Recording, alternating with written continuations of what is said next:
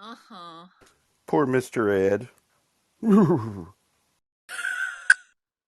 Hey, So Tyler, Sure. Tyler? Do you want some breaking news? By the way, right yes. now, Oh. about 2 hours ago, I think I just got this. 2 hours ago, the Wall Street Journal just ran an article that I'm still dumbfounded by it. But Google apparently is spending $2 billion to buy a building, an office building in New York Yeah. City, and Manhattan. yeah. So I'm just like stunned that everyone's talking about like people going to go work remote and people are not going back to the office so fast, and yet they're spending. This is the biggest purchase of an office building since the pandemic. Dollar They're wise. probably Ken, they're, can I just ask, was Facebook mentioned in that article at all I since it haven't came out even of the got Wall the Street chance to I, Journal? read it. I have it I right here in haven't even front of got me. just read it. They're Okay. probably But going to fill the building with computers, though. It's probably not going to be people. they need a flagship store, right? And if they buy it, they don't have to pay rental anymore. Maybe a good So deal. the article is from the Wall Street Journal. The headline reads: Google to buy New York City office building for $2.1 billion. Manhattan deal is priciest sale of a U.S. office building since the pandemic began. And there's a rendering of it, and it looks very beautiful, I have to say. And Google I'm not. said, That may not be a rendering of the building they bought. Look carefully. I think that the article is confusing. I think that may be a different building, but I'm not 100% sure. it's But it's it's it needs dated more today. context, Did doesn't they it? say the location? Yes, it Yeah. Oh, says that's what I was Manhattan. looking for. I couldn't find it. Google said it's buying Manhattan office building.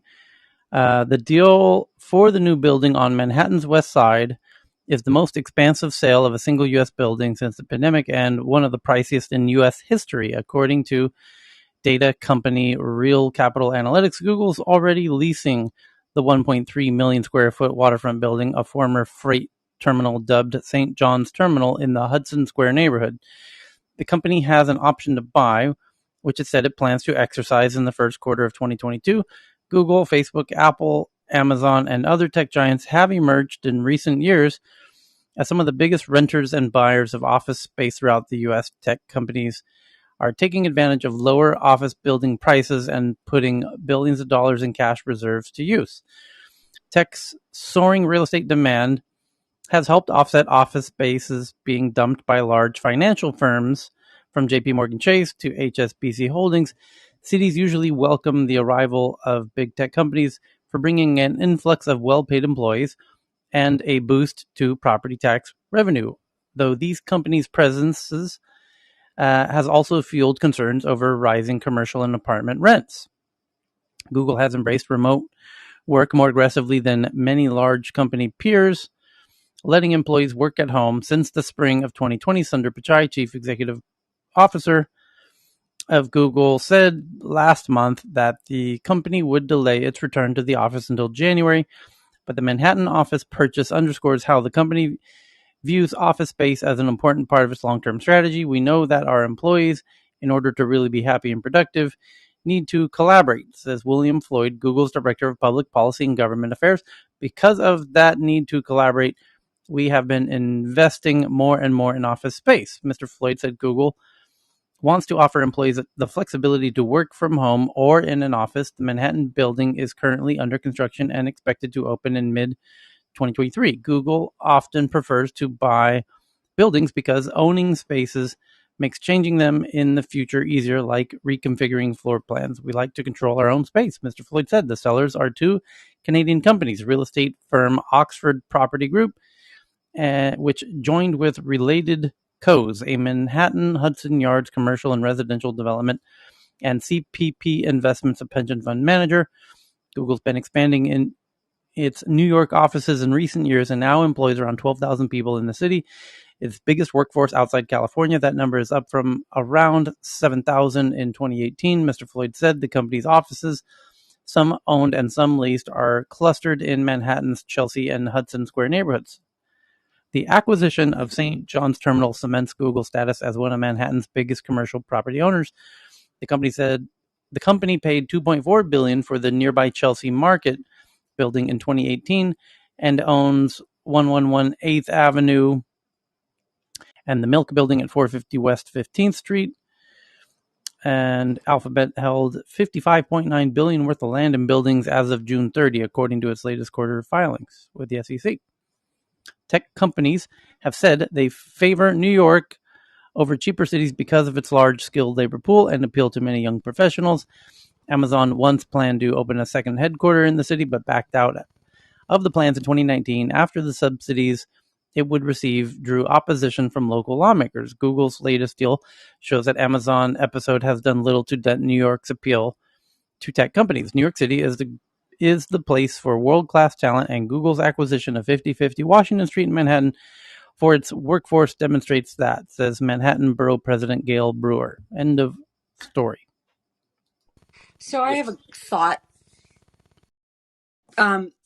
You know how they're building in these more suburban areas? They're building out these Google campuses where they've got a mix of not just office space, but living areas and all of the needs and wants of their employees. I'm wondering, and I'd love for people to weigh in or tell me I'm completely crazy and wrong, if in these large cities like New York, if they're not buying up real estate in an effort to also have, and somebody mentioned it when possibly we were talking previously about what happens to all this office space if nobody's going to work in them, if they're buying up buildings in an effort to do something similar in a large high rise where certain floors are dedicated to working and other floors may be dedicated to possibly offering that as residential plus multi-use space for employees of the future, simply because they're not going to be able to have, this largely packed, dense usage like we've had in the past. But also, why not offer, own an entire building that has varying uses on all the different floors for employees to utilize that space the same way a campus would be in a more suburban setting. Thanks. So Absolutely. this is Vinay, and my wife is in the corporate real estate space, and I've seen her on conference calls and stuff. But a lot of these spaces that companies are taking up, and her company is also taking up new spaces, especially in major cities, is they're actually converting them into collaboration, design thinking rooms, virtual AR, VR studios, rendering rooms, etc., and less cubes than before. So the number of cubicles that would have fit in is gone down by about 60%, and the other spaces are being used for collaboration and client demo places, customer come in and experience centers, etc. So the whole real estate, they're still buying up a lot of real estate, but they're using it not as office space, but more as collab and demo spaces and studios.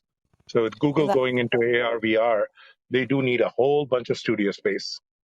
that makes a lot of sense. And in Manhattan, surprisingly, like that price isn't really that astronomical. You're talking about approximate less than $2,000 a square foot.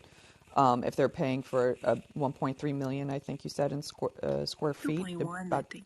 Oh, well, okay. it's 2.1 billion for 1.3 million square feet. So that's So actually like that's right nothing. in That's line. pretty cheap, Yeah, actually. Yeah. That's pretty good actually deal. exactly Must be a good in deal. exactly in New York. That makes a lot of sense. And the other thing you said, that it's a mixed use property where they probably will have residential space as well as gyms, daycare centers, entertainment facilities within the same location. So they would actually make it like a small city within the entire building to keep everyone constantly there in the mindset. I'm sure there's a whole culture that's going to be behind it as well. So yes, you'll be in Manhattan, but you probably won't actually ever have to leave the building. So, Tyler, anyone else staged, do you remember if we covered that Google would expand its calendaring options so that people could identify or, where they plan to have a meeting? So I noticed it for the first time today Yeah, because wow, I do barely remember that one. Like, well, yeah, it, so it I would try and noticed it it would try and, today. suggest a place halfway between your two physical locations. Right. Yeah. And so the options that I remembered, I just tweeted out an article from a few weeks ago, but it was like home, office, someplace else, it was pretty Yep. nondescript. Yep. But I think that, just the functionality of Google Calendar expanding really, is informative in terms of at least where the institutional mindset is of, of how they see work playing out and, yeah, I just thought it was really interesting. And I did not remember the headline, but I sent it out. Yeah, I do. That we went over that one rather quickly, but and it was a while back, but I do remember it. I remember it because it was like Google Calendar could essentially drive business to Starbucks or some other. People could potentially pay to become a featured Location, meeting right? location. Yeah. Yeah. It's interesting that a data-driven company like Google is making such a big move like this. I wonder what their research looks like in where and how do you attract the best tech talent in the world. Yeah. And I think what's been suggested about entertainment, food, world class uh, uh, entertainment, and a job where you don't have to have a car, don't have to deal with a car ever, that may be the sweet spot that they found in their analytics. Well, you bring up an interesting point, which is developers um, are a key asset in this whole game of the future. Particularly AI talent is of particular value in data science. Let's call them data scientists. Might be the you know queens on the chessboard that these big tech companies are fighting over. And whoever gets all the top AI talent has an asymmetrical advantage. And so if you are based in cities where those people want to live, I guess you would need to do a survey of all the next year's graduates of the top AI programs and ask them which cities are you thinking to move to, and then acquire kind of marquee locations in those cities. And I imagine the really smart companies have done exactly that. That's the key point that you make there, Tyler, which is for companies like Netflix and Google and Apple and Tesla, they're so large and powerful and the shapers of the future that if you're interested in working there, you'll haul ass to them. And that's a dividing line between themselves and, say, for instance, the companies that I've worked for and I'm working for, where kind of like we have to compete with a global market. Because people expect to work remotely, whereas I imagine with the likes of Facebook and Google and whatnot, it's like, well, yes, you're really, really good at what you do, but also look at us, we're Google, we're Facebook. Like, if you've got to haul ass over to us, and you've got to make some of the effort to come and work in this holiest of places. So I think it's a different ballgame. No, and it's not just a U.S. phenomena, and I know Monica's on stage as well. She can probably add to what's happening in the Delhi area. But in Bangalore, with all the unicorns, and now there's the war for talent here. There's the Google, Facebook, Amazon. They're all expanding office space here like crazy. For every one of the small and mid-sized companies that's moving to a work from home, a lot of the big ones are tech companies are just buying up or leasing up office space in Bangalore, Hyderabad, Pune as well. I don't know, Monica, if you're seeing that in the Delhi NCR area as well.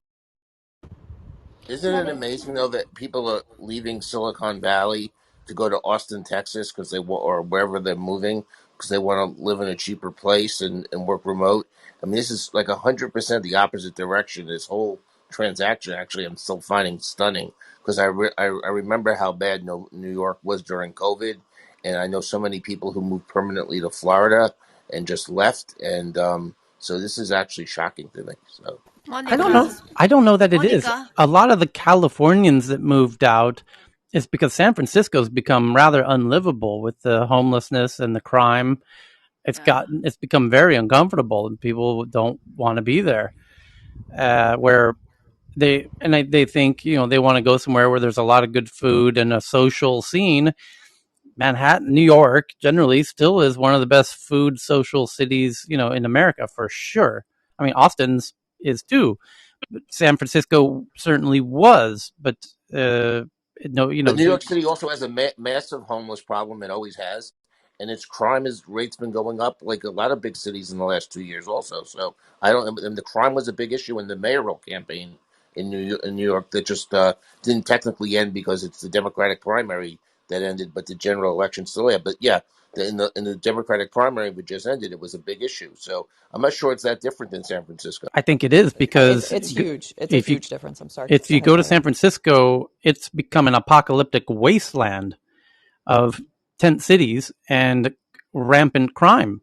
Like really, Yeah. really, really, you don't feel safe parking your car on the street. You are going to assume it's going to be broken into. Yeah. Yeah, But and It in was like why? Manhattan, it How was like come?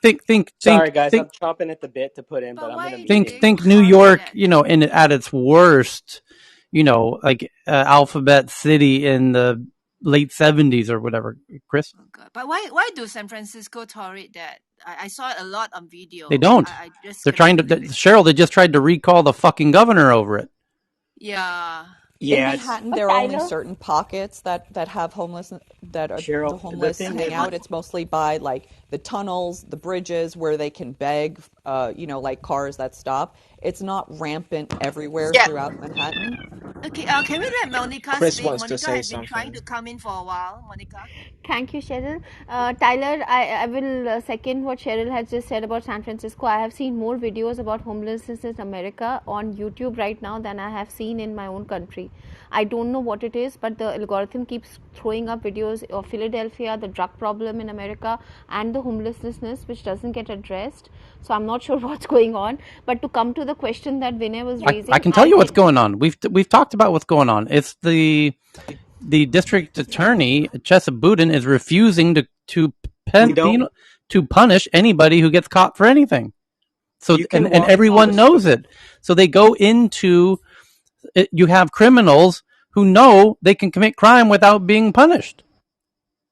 You can walk into a It's store. also a massive mental health problem. Like, we don't have Yeah. places to house or to help mental health It's like and drug It, addicted it's the people. it's the So delivery it's system, though. It's the delivery system of those services. It's corrupt. It's corrupt. It's untraceable. And you have these people that'll spend $50,000 per homeless bill the city 50K for like 2 or 3 days of treatment, and then they're back on the streets again. yeah. And then the Wouldn't you laws agree, out Chris, here, that the majority of the homeless are either have a mental illness or drug and addiction problem, right? they don't even want to be helped. That's the other challenge. Is you go out there and you say, hey, there's all these services for mental health, we will help you. They don't want to interface with anybody on the social service side. And so you have that. You have the combination of the laws that have been passed where if you don't steal over $1,200, it's not a crime. So you can walk out with $1,100 worth of merchandise, be an, be held, detained. The officer will show up, and you will open up your trench coat and start saying, "That's $100. That's $100. I'm at 1,100. What are you going to do, officer?" And the I'm not, officer can't do a thing. Chris. I'm not. I think it's really challenging not to categorize homeless as this type of person or that type of person, but in fact, um, there's one type of homelessness where you don't know anybody who will loan you first and last month's rent, and you are by definition homeless. There's another type that's lost their job and has medical bankruptcy. There are others that do indeed have mental illness and drug addiction. And there are many who simply have been so abused since the day they were born, they don't trust anybody. And so receiving services is something that relies on trusting somebody who's helping you, and that's something they've never experienced in their life. So they're very, very, very different subpopulations, and it's tempting to categorize it simply, but it's really a lot more complex. Thank Thank you you, for that, John. John, because, about 15 years ago, I was doing some community based work in Minneapolis. And I was helping people to kind of reposition themselves, kind of mid career for a variety of reasons. And I can't tell you the number of people who were unhoused that were coming through, for this training. You would never know. I mean, like two of the women, they were in their 50s. They were living in their cars because they had been wiped out from medical bills. And one of them would, go straight from our class to her son's house and babysit her grandchildren so that she could take a shower and no one would know. So I do think that we are that there are various reasons as to why people do not have homes, and it's not always what we think about. And I think we need to be really careful when we start labeling groups of people like that. This sounds like a very long list of data-driven issues that the local jurisdiction is struggling with that Google could come in and offer to help with. Well, but But that, I'm sorry. Go ahead. I was just going to say that I wanted to bring this back to one issue here, which is about bigger companies and smaller companies and IT and what they're doing. Because in India, we're seeing something which is rather unique, and Vinay has pointed that out. I'm not going to talk about the homelessness and the poverty situation, because most IT professionals who are working in these big cities tend to have really big salaries, so they don't really also have the issues that maybe people in America have, whereby they are not able to afford rent and rent is very high. There has been a complete there was a downturn because of COVID, which has now gone back, where rental incomes have started rising again. Most professionals in India who own more than one home, and the rental prices have started going up. All the construction activity that was suspended because of corona, because workers had migrated to different parts of the country, is now back in full action. So there are these huge office buildings on the outskirts of most cities that are now getting overpopulated, with more and more migrant labor coming in to do construction. So on one side, what Vinay was saying holds true. On one side, what we're hearing from the bigger cities and bigger countries is also we're seeing both sides. Not sure how to make sense of it, but this homelessness, the poverty situation in America is really grabbing headlines, at least on our side of the world, where we are seeing this from a very different lens of how professionals and the richest countries in the world are not able to manage this problem. So just wanted to bring that in from our perspective. Thank you. But we'll cut their employee benefits and we'll rave on the gig economy. Okay. So I wanted to get back to, if I might, Tyler. Just Google is all up here in the Northwest. They're all up the West Coast, right? So I'm not sure that this is really so much a homelessness issue in San Francisco specifically, as much as just a opportunistic grab based on a lot of data.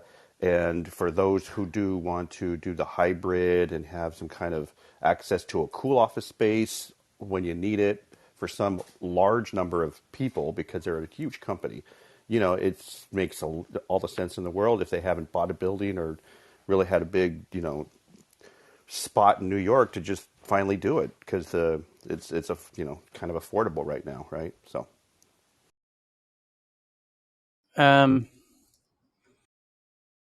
Whew, that story from the Wall Street Journal about Google buying this building in Manhattan for $2 billion is actually the third biggest story on my list. So we jumped straight to number 3 because it was kind of just a couple hours old. The number 1 story is from The Verge. It's an iPhone 13 review, which says excellent cameras and battery life, and more base storage, but front camera is unchanged, has a standard refresh rate, and 12 cases don't fit.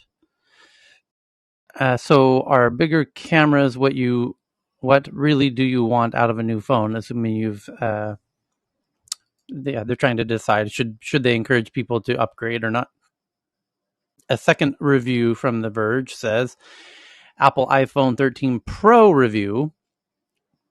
Incredible cameras, improved battery, and high refresh display, but front camera is average, no USB-C, and cinematic mode is limited.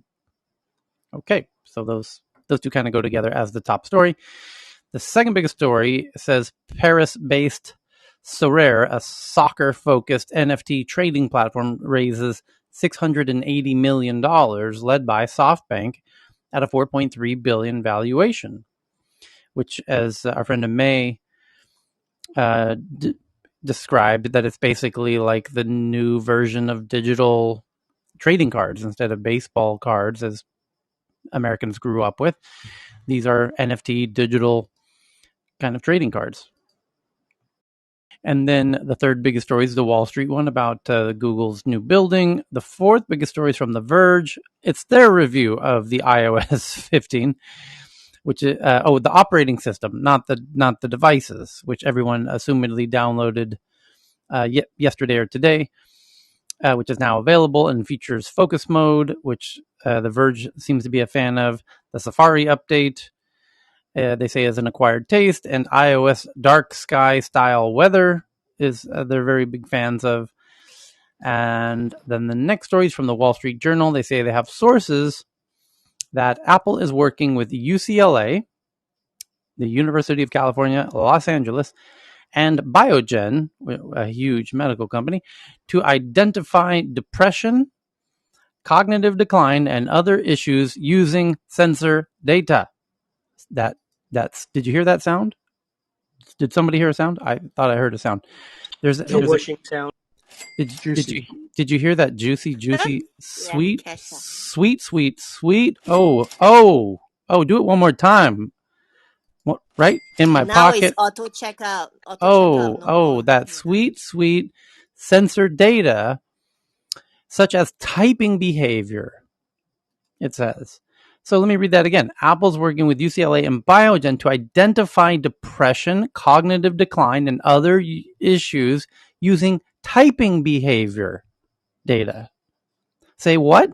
Let me say that a third time. They're going to detect your depression and your cognitive decline and other issues from how you type. That's how sweet that data is. Are you understanding how valuable data scientists are now? They can do things that professional psychologists cannot do. That you get a professional psychologist, that you put them in a room with somebody, and you ask the psychologist, "Hey, is this person depressed?"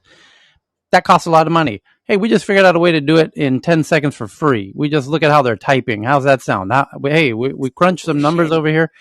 We've done a little analysis, a little data crunching. Can you see how these people who spent 8 years getting PhDs in this stuff are feeling a little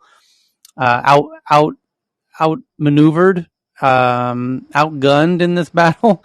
Who's going to win in the ability to diagnose depression and cognitive decline and all kinds of other issues when the AI gurus can do it with data and build it into the devices automatically? And now Google, or I'm sorry, this is Apple. Let's make sure we get these straight, but no doubt Google's working on it as well. Apple's working to identify depression, cognitive decline, and other issues. Yeah, they're going to end up trying to figure out everything through the use of data and sensors. And so it says the company is working with UCLA Biogen to see if sensitive data like facial expressions, typing metrics, could signal mental health concerns. It's And really interesting because yeah, go ahead, John. go ahead. No, you go ahead. It's really interesting. It's really interesting because if you think about it, typing can be easily reduced into fingers hitting keys in a sequence. But when you think about the tens of thousands, if not hundreds of thousands of um, sensory motor neuron algorithms that are firing in order to coordinate and maintain a high speed and connect to the cognitive process of what you're typing and execute it on a keyboard, it's actually a very complex process that involves multiple parts of the brain and probably at least tens of thousands of algorithms in the brain. So, and as Ray Kurzweil said, the brain is about 300 million algorithms. So, looking at that, and we all know that when we're really tired, our typing deteriorates, our error rate goes up, the speed goes down, and their cadence changes. So there's an extraordinary amount of information that is manifest in typing that is really accessible to machine learning. So it is a pretty powerful probe into what's going on inside the brain. Says here, Tyler, yeah, was check this out. sorry, just go Go on, ahead, go on. Carl. I was just going to say, was it not Apple who we recently had a bit of news on a patent or something or a research idea where they were going to embed sensors in the palm rest of Yes, it is the Apple. Yep. keyboards and inside the keys themselves as well? Yes, that's right. So Apple's And going to do, it's a hardware company fundamentally. And it understands, as we've been speculating, that they're going to use sensors and their hardware and AI and data analysis and data scientists to give them an asymmetrical advantage in health. And as this article very keenly points out from the Wall Street Journal, it says Apple's working on technology to help diagnose depression and cognitive decline, aiming for tools that could expand the scope of its burgeoning health portfolio, according to people familiar with the matter and documents reviewed by the Wall Street Journal. Burgeoning health portfolio expanding through tools using an array of sensor data that includes mobility, physical activity, sleep patterns, typing behavior, and more. Researchers hope they can tease out digital signals associated with the target condition so that algorithms can be created to detect them reliably, the people said. Apple hopes that would become the basis for unique features for its devices, according to people and the documents. The effort springs from research partnerships that Apple has announced with the University of California, Los Angeles, which is studying stress, anxiety, depression, and pharmaceutical company Biogen, which is studying mild cognitive impairment. Seabreeze is Apple's code name for the UCLA project, and Pi is the code name for the Biogen project, according to people and the documents. Biogen launched its study on Monday, but many of the details about Apple's studies haven't been reported. The pharmaceutical company received approval for this summer for the U.S. Food and Drug Administration for a new drug to treat mild cognitive impairment. Representatives for Apple, Biogen, and UCLA declined to comment, Cheryl. We got our first hat trick right there. We got a threefer. Much of Apple's past health work has focused on features for its smartwatch. The mental health and cognitive decline research leverages more sensitive iPhone data and shows Apple's health unit is now looking at features for the company's flagship product, according to people familiar with the plans. So research projects are still in the early stages and may never lead to new device features, the people said. While prior academic studies have shown some evidence that people with certain mental health conditions, Dave, use their digital devices differently than others. It remains to be seen if reliable algorithms can be created to detect conditions, according to researchers. Well, the thing is, now the machine can learn, right? You can just say, here's the endpoints of this person, and go study what their life was like, and Well, do that yeah. to millions of people, and the data comes out. The So problem. let me put it this Go way: ahead. Sorry. is just so for the lay folks out there, you can give a computer and you can train an algorithm, and you can say, here's all the faces of a bunch of men, and here's all the faces of a bunch of women. Okay, now here, and you learned it? We gave you 1,000,000 of each. You got it? You think you got it? Great. Here's a face. Tell us, which one is it? It's a man. Oh, right. You're right. You're right. That was a man. Okay, here's the next one. What is it? It says it's a woman. No, actually, it was a man. And you do this repeatedly, very quickly, and it will learn like a puppy dog, like a baby, over time to be able to tell very accurately if it's a man or a woman, or all kinds of wild things that you can train algorithms to detect based on minuscule amounts of signals and data that humans cannot even themselves detect. For example, there's algorithms that can, like Shazam. Shazam can detect any song based on a microsecond of a song. No human can do that, for example. So there are tons of examples of this, and these algorithms are starting to do mind-blowing things that no human can or ever will be able to do, like signals.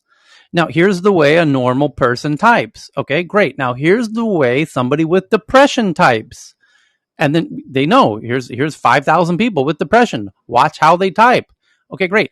Now, here's how they used to type before they had depression. Okay, do you notice a difference? Oh, you do. Okay, great. Now, this new person C, do they have depression or not? And then it can train the algorithms. These algorithms can be trained to detect these subtle differences that humans cannot. Same with facial recognition. There are facial recognition systems that Charles, who joins us nearly every day, was a co-founder of the company, and it can detect people in China, a country of more than 1 billion people. Who is who? Very concretely. And even Okay.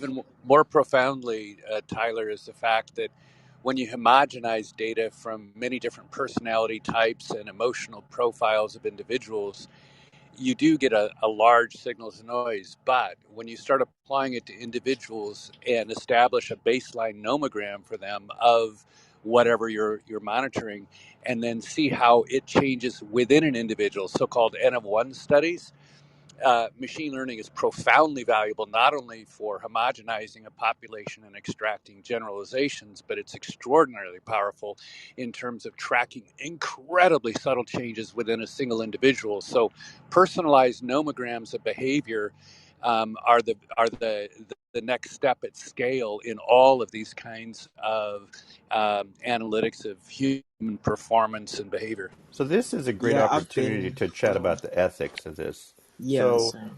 okay, so I just these can Apple, I just add I've been Katerina, working in this actually.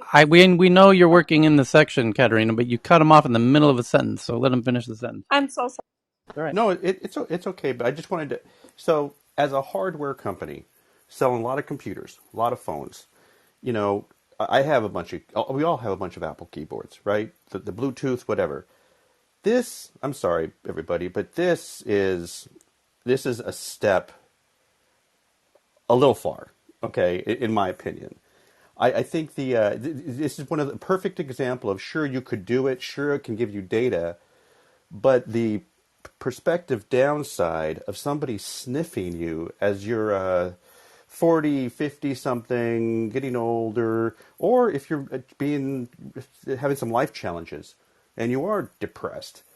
I mean, if your keyboard is sensing your emotional well-being or your, performance on something like this, without some kind of even with an opt-in, it's problematic. Full stop.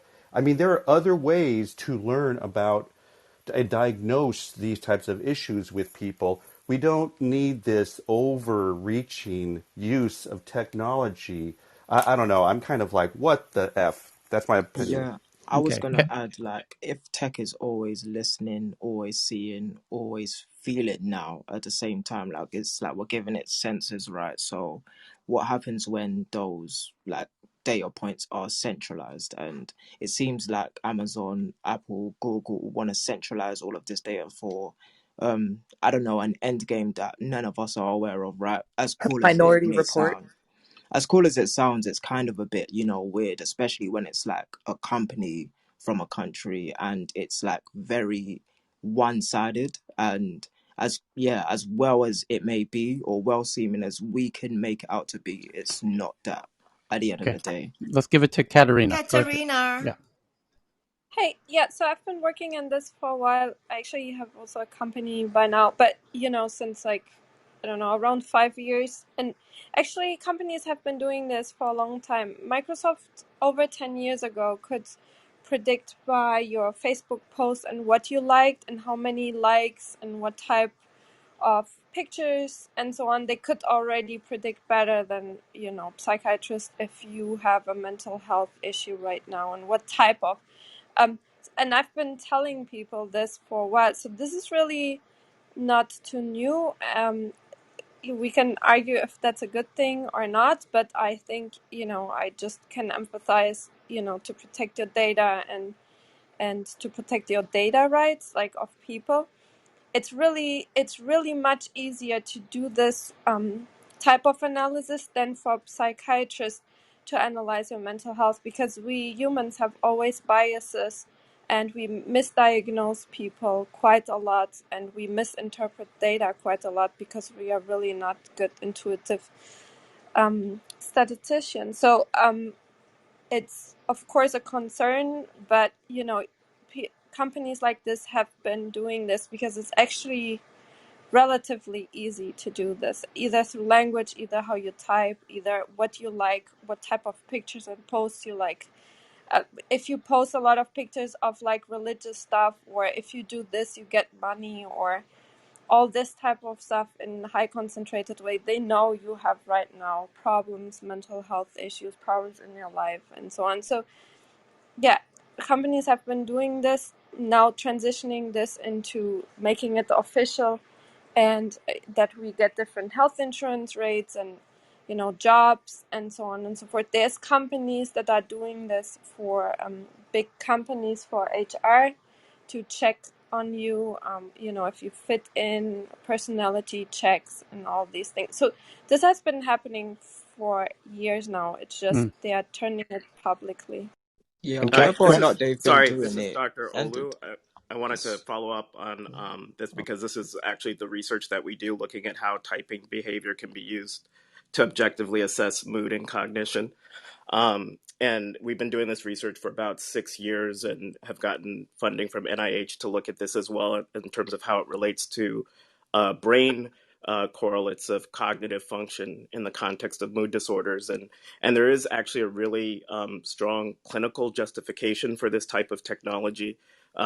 Sort of building off of what Katerina said, one of the issues that we have in psychiatry is that we lack objective tools for assessing how our patients are doing. And this provides a crucial way of developing some of these objective tools, like the equivalent of a stethoscope that we have in other branches of medicine. And so we can look at typing behavior, how fast you're typing, the rhythm of your typing, whether you make mistakes when you type, to infer aspects of cognitive function like executive function and processing speed. And we can also hopefully use this to predict changes in mood such that we can actually prevent mood episodes before they're happening. So to address the ethical concern, I think if you can do this in a way that preserves privacy and confidentiality, and there is a strong clinical justification for this type of technology. I'm done speaking. Thanks. yeah, like in the infamous words of like Stephen A. Smith, like we don't care. Like honestly, like if you're a real person in the real world and like you're like a bus driver or you're just trying to get by, like you don't necessarily need a tech company to tell you, oh, this is how you're feeling today, and mood checkers and mood swings and all of these things. Like people don't necessarily want that. Like even when we're looking at just personality wise, when it comes down to it, it's more so you want to talk to somebody rather than a computer telling you, oh, this is what it is to you. It's like there's a lot of people, as much as the tech circle is like small and it's mighty and it's like world winning and stuff like that. There's people that live life without the need for this, and it's more about humans than anything else. That's a Can great I point. just Although, sorry, I'll just quickly say, although that is a great point, Demolaire, places like South Korea, they actually have a suicide epidemic where getting into that so-called 20-minute golden window of Mm. intervention can make the difference between life and death. And their children have some of the most competitive education systems anywhere in the world. So the stress levels are really high. So any tool that can help give physicians, family members, friends, an advantage in that direction, I welcome it. Although I am cynical about the privacy, I think that's just like a honeypot waiting to be explored. If I've learned anything in these tech rooms is that each country has its own case for particular things, and just because it works in one country doesn't mean the same use case will be viable in another country. So whether or not like South Korea is having this, like men have the most high suicide rates in general, right? Does that mean that men are the people that need to be checked for this and all of these things that's happening? So it's like regardless of that, it's still a massive privacy issue. Like when tech is all seeing, all listening, and all feeling. Like it's a bit weird to be honest. Yeah, that's good. That's a good point as well. Sorry, go ahead, Ken.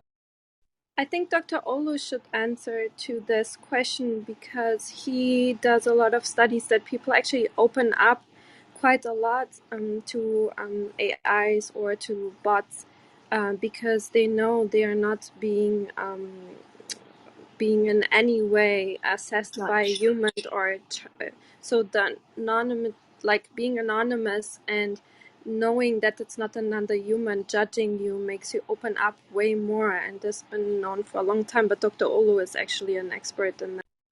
Yeah, I mean, I think this technology is not meant to be used in isolation. Ideally, it's used within the context of clinical care. So, as a doctor, I can imagine having my patient with his iPhone giving me real time data on how he's doing so that when he comes in for his appointment, I can see how well our intervention worked, whether it's therapy or medication. So, it's not meant to replace human interaction, although there might be certain situations for mild to moderate conditions where you don't need to see a therapist or to see a psychiatrist, where you can do the intervention on the phone and the phone is also tracking how you're responding to that intervention. Yeah, like I see with these med tech apps, right? You text your doctor and all of these things, right? And in that text app, they could be tracking how you are feeling via text and collecting data unbeknownst to the person because of just opt-ins, right? And even today when it's like we grew up with the adage don't talk to strangers, right? And these kids today, all they do is talk to strangers, isn't it? And they grow personal connections via their technology, and regardless of all of that, that's not necessarily how we're moving forward. And just when we speak about just growing with tech, it's not even like I'm anti-tech, right? I'm in a tech room, so it's like, but at the same time, the omnipresence and opt-ins and all of these things, how easy it is to gain this data. It's just yes, it's like a mischaracterization of what people really want rather than a global scale like understanding. But Well, yeah. if religion is any indicator, people want somebody looking out for them and helping them out every once in a while. And these AI assistant systems that are preventative in this very medical way are actually a key component of that narrative. So it's very odd that we've made the circle all around, or the journey all around the circle. I think it's just such a tiny data set in such a big picture. If you think about it, once they collect more and more, in a weird way, kind of like Minority Report, they punch it into a big quantum computer and they're like, oh, you know what? In the trend of all the shooters we have in this duration of time, this happens. Hey, this person might commit a crime. We're Yeah, getting and picked apart. I've got a question on that. It's like if they've been doing this for the past 10 years, right? What's to say that Facebook hasn't been using this type of data to say, oh, we're going to show you more of this because you're feeling like that? Because it's really easy to do that, right? And the algorithm They've still already worked in done that that. way. Yeah, exactly. So it's like I'm not deep in the Facebook case files, right? But it's just easy to understand how this can be like misinterpreted and just like used in a bad way. And considering what we know about Facebook today, it's like this is easily one of the best case studies to say no, we shouldn't be doing this. Yeah, but Yeah, I Any mean, I think technology that the with a key bad is, people is bad. I Definitely, bad people are bad, Yeah, I 100%. mean, and the key is having the user totally, buy into the whole process. I mean, as we're envisioning using this type of technology in what we're developing, I mean, this will be patient centered. The focus is on the patient and what they want to share, what they want to divulge, how it will be best used for their own personal mental health. Dr. Olo, it sounds like you are doing it the right way. And if this provides more tools for you to do what you need to do to help people, we're all for it. But somebody just made a comment that I wanted to set their spin. Somebody just said bad people are bad. This is true, but naive tech bros easily stir up a bunch of just ill-intended bad shit as well. So I'll stop with that. Sorry. What we haven't discussed is the need for human connection and how that relates to physical and mental health. I mean, we're sitting in a room right now with people that are, lifelong learners that are open to hearing different inputs, and this gives us this sense of belonging. I mean, I'm like Pavlov's dog at 10:55 p.m. and at 6:55 a.m. And it's because I crave this connection with people that I can have deep, meaningful conversations with. And so my only fear is as we rely on technology, is that going to create more of a disconnect between humans or is it going to facilitate it? And I know that's a philosophical question, but I've made friends on Clubhouse that I can easily say are like some of my closest friends right now. And it's because we have this constant connection where every interaction kind of has a previous history and you kind of say like, that's consistent with the Chris I know, that's consistent with the Dave I know.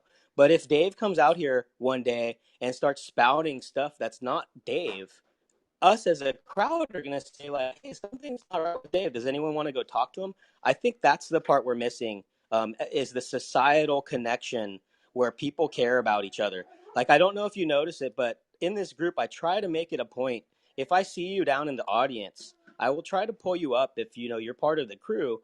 And it's because it feels good, right? To be accepted, to have someone say like, "Hey man, we missed you. Come on up." It's that we're missing right now, and I'll shut up.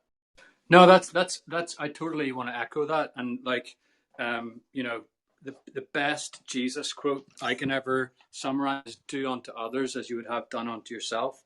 So, Chris, whenever you see people down in the audience, you're like, "Well, I wouldn't mind being pulled up. It'd make me feel like I'm part of the team." So, I couldn't agree more. Yeah, and just Okay. want to say that that was classic loving and caring Chris and Dave. So yeah, definitely on the ball there, guys. Okay.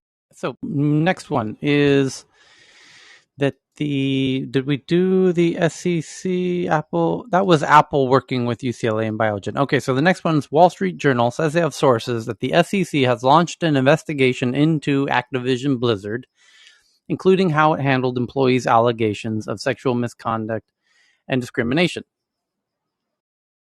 And that was that's how the whole Activision Blizzard drama started. Was the female employees were claiming sexual misconduct and discrimination, and then the whole kind of snowballed into more than that of a whole bunch of male employees, and all it went way beyond the initial concept and around unionizing, which we even kind of preemptively suggested here. You might even say predicted. And now the SEC wants to know how Activision Blizzard deals with its sexual misconduct and discrimination. If there might be some kind of if it could be relevant to the fact that they're a publicly traded company, and if they're not disclosing things now, and we have to wonder if the company's been impacted by all of this negative attention that's been brought, which originally was instigated by, as I said, the female employees accusing the company of sexual misconduct and discrimination. Then shareholders now might be really upset that how is this company dealing with sexual? What's going on here? Is there fire here, or is this just a bunch of smoke with the press fanning the flames? So the SEC is going to do an investigation and find out. So the next one is Pew Research has done a survey. And they say, I wonder if I should turn this into an opportunity to play Tech News Jeopardy. It's about Facebook users. Yes, please. Okay, what percentage of American Facebook users? Hold on, let's do it for real. Here we go. X percent. What percent of U.S. Facebook users regularly get news on Facebook? 60%. 70. 80. 75, 40. 80%. 81%. Ooh, Had 82%. to outdo me, didn't ya? 83%. The answer is 47. So I think whoever said 40 wins I'm that going one. to take that one. I was in with 40. There you go. So 47% of US Facebook users regularly get news on the platform, down from 54% last year. 29% of TikTok users regularly get news from TikTok, up from 22% last year. Do you see what's going on here? Did your math teacher do a good job? Are you able to see what's happening here? TikTok is eating away Facebook's kind of one of its bread and butters, which is where people go to learn what's going on. I don't think people get what TikTok is though. Like, and there's a lot of people that get news from TikTok and it's really, really bad news. And it's like they're misinformed, like highly, and yeah. I Yeah. don't see that being good. Well, that might be related to one of the other conversations we've been having about TikTok, about who controls the algorithms of TikTok. And quite possibly that the algorithm makers and meme makers of TikTok actually want precisely that. They're intentionally trying to misinform people. Is that possible? Because it's been revealed, as Cheryl found the headlines, that the executives at TikTok themselves cherry pick and curate the viral memes and the information on TikTok. TikTok is a Chinese app, and China lately has become rather obsessed with the content that Chinese citizens are seeing in TikTok. In fact, there was a headline in the past 24 hours that that young folks are now limited to 40 minutes per day. And in the same article, that the content must be of a healthy, uplifting nature. So China, of where the app originates, is very aware of the influence of TikTok, and they have said they're very concerned about the influence of how people are being influenced by these social media algorithms, and they need to control them, and they need to minimize harmful content and maximize better quality content in China. And it's a Chinese owned app. So, is it possible that China's weaponizing TikTok in America? Now, before you answer that, I will submit one other key piece of evidence. Facebook has been saying for a decade that China's trying to manipulate Facebook to spread misinformation. And they don't own Facebook, but they do own TikTok. In fact, they are the government itself. It is one of the 3 board seats and a major investor financially in TikTok, and they control TikTok in a very hands-on way in mainland China. Are we to assume they're not manipulating or weaponizing TikTok as a means of misinformation and social division and unrest in the U.S., as they've been trying to do with Twitter and as Twitter and Facebook have publicly said that they've been trying to do on their platforms? But of They course not, Yeah, comrade. Of course not. no, I feel like Tina has a hot mic, but yeah. Okay. If there's any case that I know, it's like whenever someone says, "Oh, there's this TikTok I watched," whatever they say after is like highly unintelligent. And that's the only cases that I have really when it comes down to TikTok news, right? But then there's this TikTok guy who makes fintech content, right? And he's got a board seat, so it is what it is, I guess. Mm. So it's a good point, Tyler. So the CCP is standing up on and drawing some kind of a line and trying to deploy some kind of enforcement. We know, Zuckerberg knows that Instagram is eating our daughters' minds. Full stop. This is scientifically researched, and they've known it, and they've continued it. The point here, I believe, the most relevant point is, given research supports the attack on the self-esteem of young girls, will Congress step up to start to do some level of accountability and safety? I don't even call it regulation, safety laws to help protect our children who use Instagram. Aside from pointing the finger all the time, right? It's like point the finger, get Zuckerberg to clean up his act. I wanted to see if Debo, your mic is open. Did you want to jump in, and Annette as well? Tina, you have a hot mic. Oh, sorry, guys. Hi, did you call me? Yeah, your This is mic was Deborah. open, so I just wanted to see if you were trying to jump in, or Annette as well. Actually, I was hoping to just move the conversation slightly away onto fintech and Money 2020, the in-person. Well, fintech and the fact that Money 2020 launched today in Amsterdam, Uh-huh. and the fact that they're doing a lot to talk about AI and the impact of AI, not just on fintech, but also on the fact that it's helping more women in male-dominated industries and also ethnic minority people to um, rise up through the ranks into leadership. So I'm actually not going this year, but I have a few colleagues who have gone. Sorry, I didn't introduce myself. My name's Deborah Harris. I'm a non-executive No director. worries. on Clubhouse, I'm really passionate about um, just supporting the empowerment of women.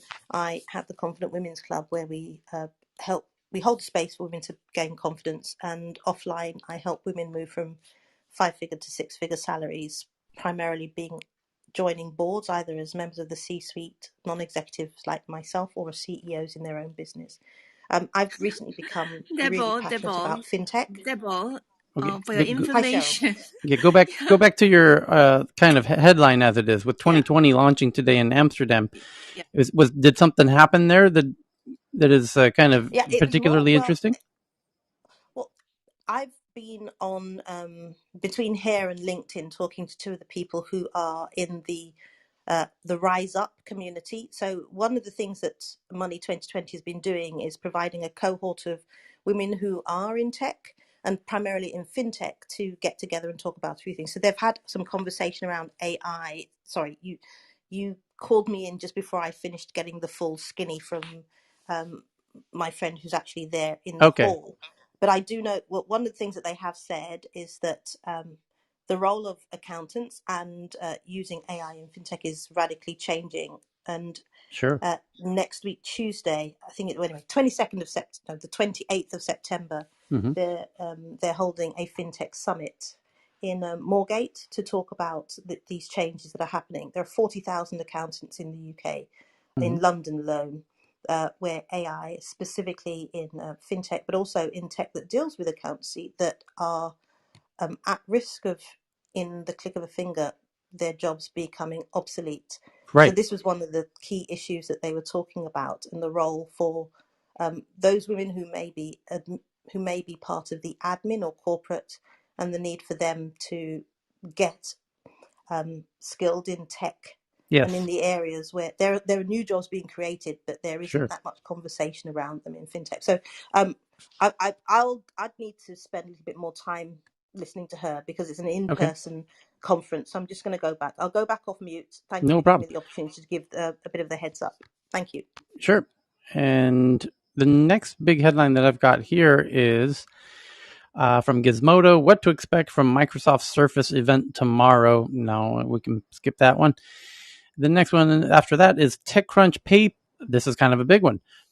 PayPal updates its app to include more services such as direct deposits, crypto tools, peer-to-peer payments, a digital wallet. PayPal has been talking about its super app plans for some time, having recently told investors its upcoming digital wallet and payments app had been given a go for launch. Now, the word super app actually means something rather specific to geeks, especially those of us who have any exposure to China, where China deserves the credit for the popularization of the term. And it's usually referring to WeChat in China, which started out as a chat app like WhatsApp, although it started adding payment like PayPal between people. And then it added payment to companies between you and a store. And then it added every other app. They had so many users, they were such a dominant app that other apps like the Uber of China thought, hey, why don't we make it easy for people that you already have your money there? Why don't you book a ride inside of this app? And then the Tinder of China said, hey, why don't we allow people to go book dates at restaurants together through this app? And the next thing you know, everything's inside of WeChat. It's a real super app. And now the West, 5 years later, is realizing, hey, wait a minute, that was kind of genius. But to make that work, you need to have the finance layer. So the fintech apps are in an interesting position to become super apps, and we're kind of watching it happen. And PayPal certainly seems to understand what's going on. And by using the word super app, they're signaling that indeed they absolutely know what WeChat did in China, and they want to go in the same direction because PayPal as a one-trick pony kind of wasn't cutting it anymore as the rest of the world was evolving and starting to compete. And it's a full credit to Square, who put the fire under PayPal's ass to start innovating, because PayPal, who predates Square by a very long time, watched Square start kicking a lot of ass. and realized, oh shit, we got to start innovating as fast as Square does, or we're going to get left in the dust. Which they were correct to think that, and that's why they've started innovating, acquiring companies rather expeditiously lately. So it's interesting to watch. So here comes the PayPal super app. What they will add next, nobody knows. But the next article is an analysis that Facebook appears to be adding code. Oh boy, here we go. Facebook's adding some new code to interfere with data collection of newsfeed posts by researchers, such as NYU's Ad Observatory. The code tweak, which targets the code and accessibility features for visually impaired users, drew ire from researchers and those who monitor the platform. And this makes it harder for these people trying to do research on Facebook to find out what really happens in Facebook. Here, I'll read this for you. It says Facebook has begun rolling out an update that is interfering with watchdogs monitoring the platform. The markup has found evidence that Facebook's adding changes to its website code that foils automated data collection of newsfeed posts. The technique that groups like NYU's Ad Observatory and other researchers and journalists use to audit what's happening on the platform on a larger scale. The changes, which attach junk code to HTML features meant to improve accessibility for visually impaired users, also impact browser-based ad blocking services on the platform. The new code risks damaging the user experience for people who are visually impaired, a group that has struggled to use the platform in the past. The updates add superfluous text to newsfeed posts in the form of ARIA tags, ARIA tags, an element of HTML code that is not rendered visually but the standard web browser, but is used by screen reader software to map the structure and read aloud the contents of the page. Such code is also used by organizations like NYU's Ad Observatory to identify sponsored posts on the platform and weed them out for future scrutiny. Facebook did not respond to a request for comment at press time, Cheryl. Following the changes, the Citizen Browser project experienced a drop in data collection rates from early September, prompting the investigation that uncovered these changes to the code. At around the same time, users of certain ad blockers noticed a decrease in their effectiveness. Laura Edelson, a PhD candidate in computer science at NYU's School of Engineering and founder of the Ad Observatory project, expressed dismay at Facebook's latest move impacting data collection. The website update had at first caused a sharp drop in the amount of data collected by the Ad Observatory, she said, but a fix was found that allowed the team to collect data at normal levels. Here's her quote: "I think it's unfortunate that Facebook is continuing to fight with researchers rather than work with them." Oh boy. So it was revealed recently, last week, like 7 days ago, the Wall Street Journal found out that Facebook lied to researchers, Facebook claimed they had provided a whole bunch of data of U.S. users, and then somebody internal at Facebook, a whistleblower, told the Wall Street Journal, you know that data that Facebook says they gave to the researchers? That ain't all the data. In fact, it's half the data. So every bit of research that's ever been done about Facebook since 2019 is dog shit, because they were using half of the U.S. data, not all of it. And who knows which half they were using? Are we to imagine it was the bad half that makes Facebook look bad? Or the good half that made Facebook seem relatively good? So this new headline that Facebook is now altering the code of their site to make it more difficult for researchers to actually get the data they're looking for to do research. And the way that these researchers do it is they build a browser extension that you install into Chrome. So when you're surfing Facebook, the browser extension sucks up all the data like a vacuum and sends it on over to the researchers. And you, the Facebook user, do this knowingly. You know you are allowing the researchers to suck up all of the data on your Facebook page. You're trying to help those researchers understand what Facebook's doing. And Facebook said, you can't do that. We're shutting your research down. And it's not our fault. No. We would love you to do that. But the FTC cracked down on us and made some kind of ruling that said, we can't do that. 24 hours later, the FTC wrote a post saying, hey, Facebook, we never said nothing like that. Keep our name out of your shady shit-filled mouth. If you don't like what those researchers are doing, have the fucking balls to actually say we're shutting you down because we don't like what you're doing. Keep our name out of this. That our ruling has nothing to prohibit those researchers from doing what they're doing. Do they hand it over by choice, or is there kind of like a subpoena legal obligation behind it? When Facebook voluntarily gave over half the data and said it was all of it? Well, that's why, because the key word is voluntary. They would never volunteer. Right. Yeah, I don't know. That's an interesting question. But it looks like Facebook doesn't want people doing research on Facebook. That's what it appears. I mean, maybe there's more to the story. There's another quote. We've seen misuse of technologies like this for things like search engine optimization, but this is on an entirely different scale. Okay, but Facebook, you're not winning. Like you're not winning this battle with the court of the public. It just doesn't.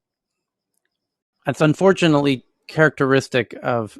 No, I don't think any of us are terribly surprised by this, and that's the part of the problem, because we would love to give Facebook the benefit of the doubt, but it's just after the boy crying wolf. So, after so many times, you start to just think this company's just morally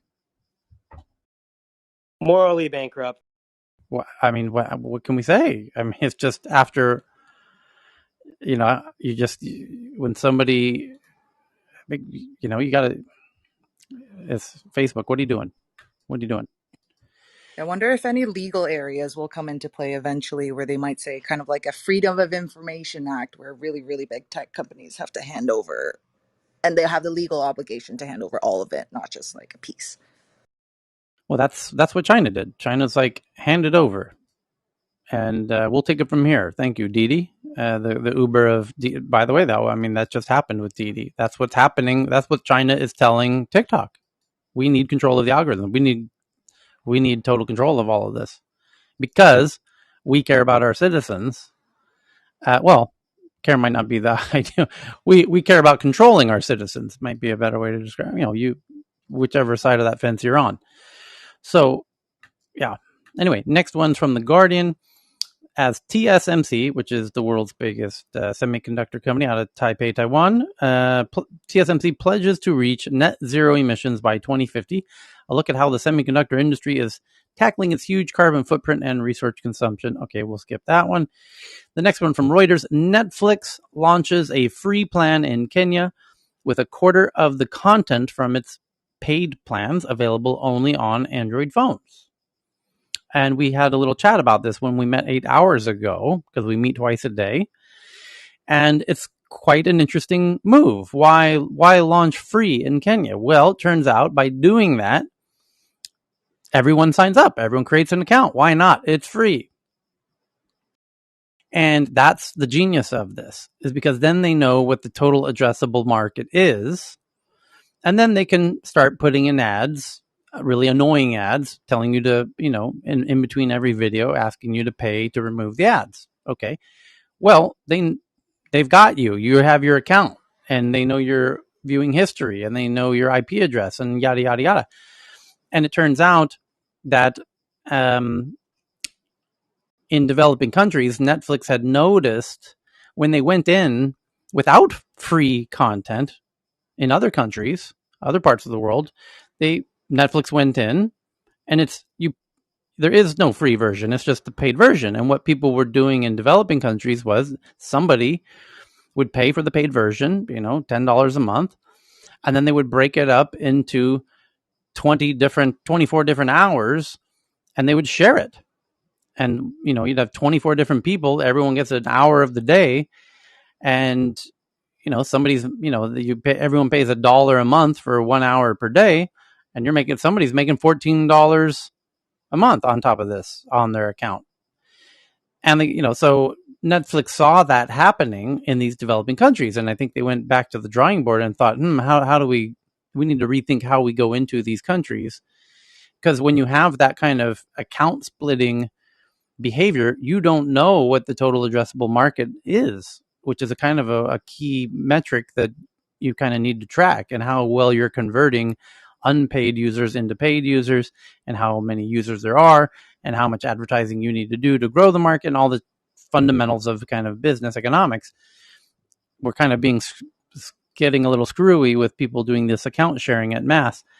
And when you go in with this free account plan, kind of as Spotify does, where Spotify has a free version, and so it works a little bit better that way. I think it's kind of a brilliant move on Netflix's part. The next article from The Verge: Slack announces Clips, short video voicemail messages for channels, rolling out today for paid accounts. Changes to connect, Gov, Slack, and more. Slack is getting video voicemail. Slack is launching its new Clips feature today, allowing coworkers to record video messages that exist in Slack channels.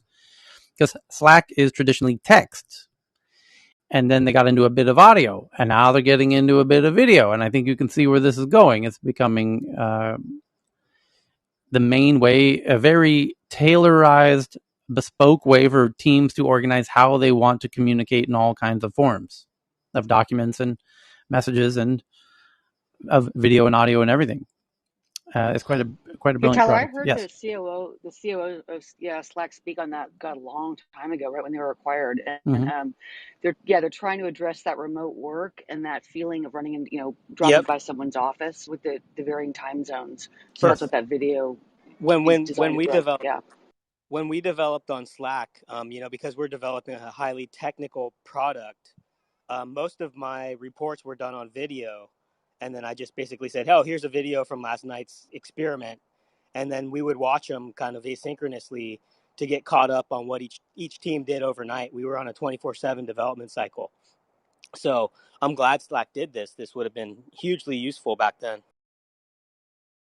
Next one's from Bloomberg, that Coinbase, the biggest exchange for all kind of cryptocurrencies, which recently did one of the world's biggest IPOs of all time, Coinbase quietly updates its blog to say that it's tabling and shelving or stepping down the launch of Lend, a product intended to pay Coinbase users interest for lending out their cryptocurrencies or tokens after SEC pressure. So this is an update in the ever-going drama between Coinbase and the SEC. The Coinbase faced threat by the SEC, which said they would sue if Coinbase pursued the plan to offer this lending. And the SEC has taken a tougher line on crypto under Gary Gensler, and it's kind of peculiar because, as Coinbase's CEO took to Twitter in a Twitter thread to explain, their competitors get to do it. Why can't they get to do it? What's going on? Why the kind of uneven-handedness with Coinbase versus their competitors? And yeah, so they didn't really have a choice. The SEC made it very clear, we're going to sue you if you do that. So now they're not doing it. The next one says, researcher finds data on 106 million international visitors to Thailand, including passport numbers and travel records dating back a decade, were exposed on a database. An unsecured database containing international travel records dating back 10 years was left exposed on the web. Okay. Thailand needs better security. So then we've got this one that HP announces refreshed consumer devices. I guess we'll skip that one. And then Bloomberg says a beta version of Robinhood's iOS app shows code and a waitlist page related to an unannounced cryptocurrency wallet feature. And now this is Robinhood competing with Coinbase from the last article. where the Coinbase is shutting down a feature to compete with with banks, essentially. I mean, that's why Coinbase is allowing interest on these coins, because it's kind of a very modern 2021 version of what the young, hot, hip kids are doing with their crypto coins, is earning interest as a sort of modern day banking.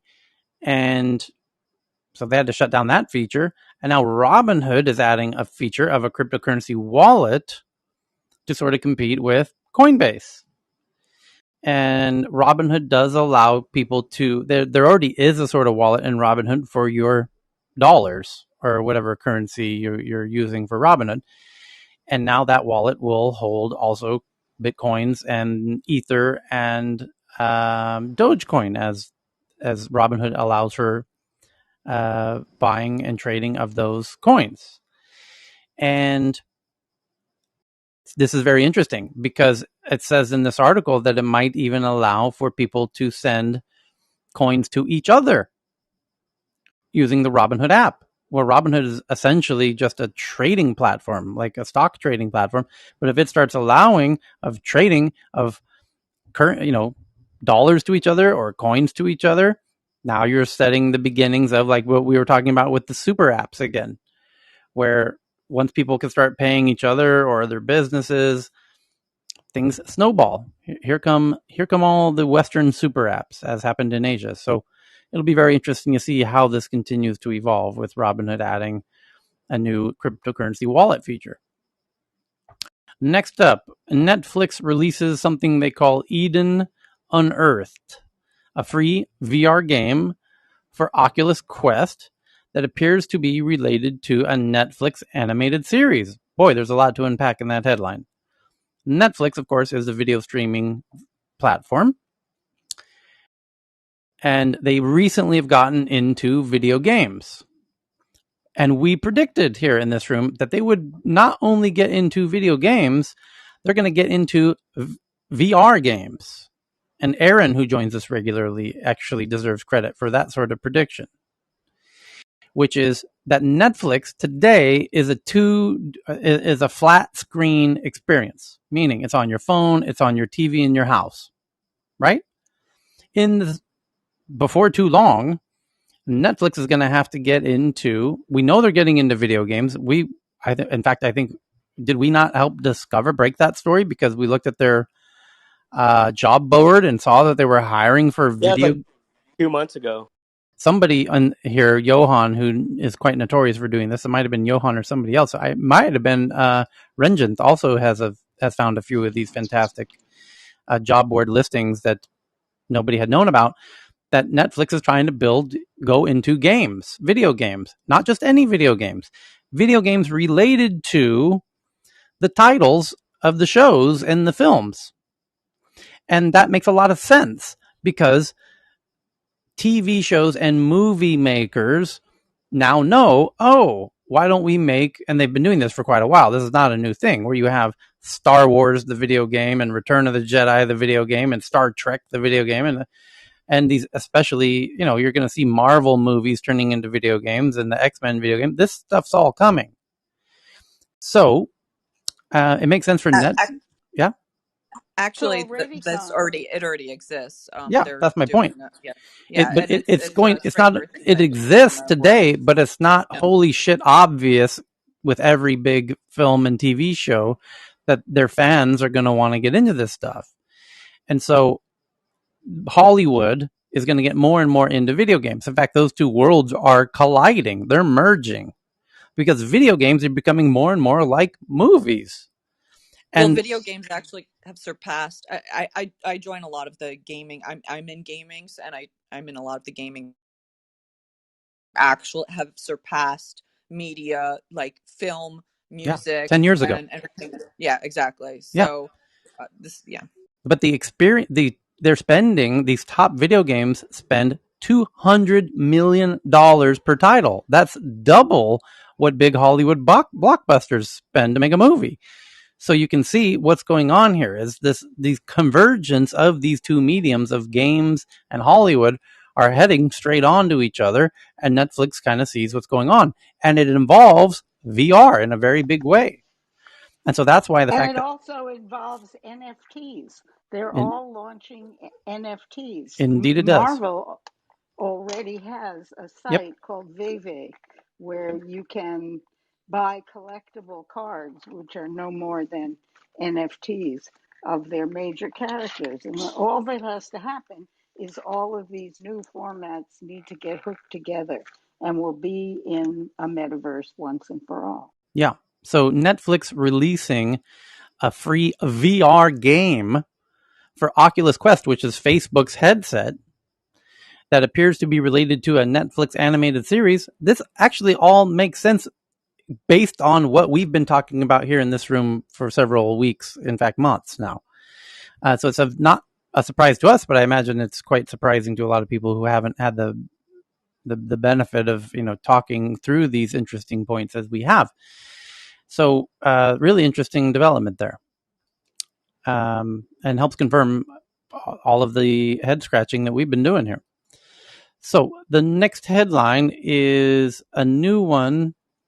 Renjant has a comment in my DMs here. He says this helps Netflix sign exclusive deals with studios and merchandise as well. So the new story here from Bloomberg says that following the Wall Street Journal's investigation series, Facebook says it has spent over $13 billion on safety and security since 2016 election, and 40,000 employees work on these issues. Okay, now here's what's interesting about that headline is the Wall Street Journal has been doing a series of articles nearly every day last week. There was a total of 6 last week. And these are based on insider information, a little bit of whistleblowing. And for example, like we talked about 30 minutes ago, that Facebook, it was known internally at Facebook that Instagram was harmful to young folks, particularly young women. And they seem to not really do much about it. In fact, they want to launch a new Facebook for kids under 13. Holy shit, say what? Yeah, it's a little concerning. So, after 6 articles, we started thinking, Jesus, Facebook's got to respond to this. This is really starting to look really bad for Mr. Zuckerberg and team over there. Curious to see what kind of response they're going to have. Well, their response came out on Friday or Saturday from Nick Clegg, who's their VP of Global Affairs. And he made the argument that, well, actually, you're mischaracterizing what's really going on, and you're doing it with ill will, and you're kind of making us look bad, and didn't really refute the articles, because actually, in truth, it wouldn't be it's not so easy to refute what the Wall Street Journal was revealing, because it's internal documents that they themselves reviewed. So there's a new response. Nick Clegg's article kind of wasn't so well received, to be honest, and it really didn't do anything to diminish how people feel about Facebook. Kind of a systematic loss of trust of Facebook. His article didn't really do much to address that, because he didn't refute what they were saying. So this new article that just came out, that Facebook says it spent $13 billion on safety and security, and they have 40,000 people working on it. Okay, well, that shows that you understand the scope and scale of the problem. And I guess I think that's even more than people would assume. If we had done a poll and said, how much do we think Facebook is spending to combat, safety and security, I don't think people would have guessed 13 billion. And I don't think they would have guessed 40,000 team members. So I think what they're trying to show is we're doing our best over here. But it also highlights just how big of a problem it is. So it says it spent 13 billion and 40,000 employees, and the 40,000 safety and security workers include outside contractors who focus on content moderation, a spokesman said. And by the way, I revealed that in this room, because two of my very dearest friends are the co-founders of the team who do exactly this for Facebook. And I revealed that in this room months ago. And I mentioned Jasper and Bryce of Taskus. And I said, I happen to know my friends have a team in Manila of 35,000 people who do Facebook moderation. Have I not said this multiple times in this room, going back months? Yes, I have, multiple times. And it was revealed in an article about 2 weeks ago that actually named Accenture and TaskUs as the people who are doing the Facebook moderation. And now that Facebook's saying we've got 35,000 people, more specifically workers, outside contractors who focus on content moderation. Yeah, Facebook, I know that. Those are my friends. I've been with them since they were 13 people as a semi-advisor directly to the company who helped them get their first big clients. And made it very clear, crystally clear, understood, and known in tech news around the world. But that's nice to know that you're now making this public. Let's see if they name TaskUs in the article. The new statistics meant to demonstrate how seriously the company takes safety and security issues was published Tuesday in a blog post. Let's go right to the blog post. After a series of stories last week in the Wall Street Journal used leaked documents to show that despite hefty investments, Facebook struggles to combat a myriad of serious issues, including COVID-19 misinformation and illegal human trafficking. And here's a quote. In the past, we didn't address safety and security challenges early enough in the product development process, Facebook said in its blog post, but we have fundamentally changed that approach.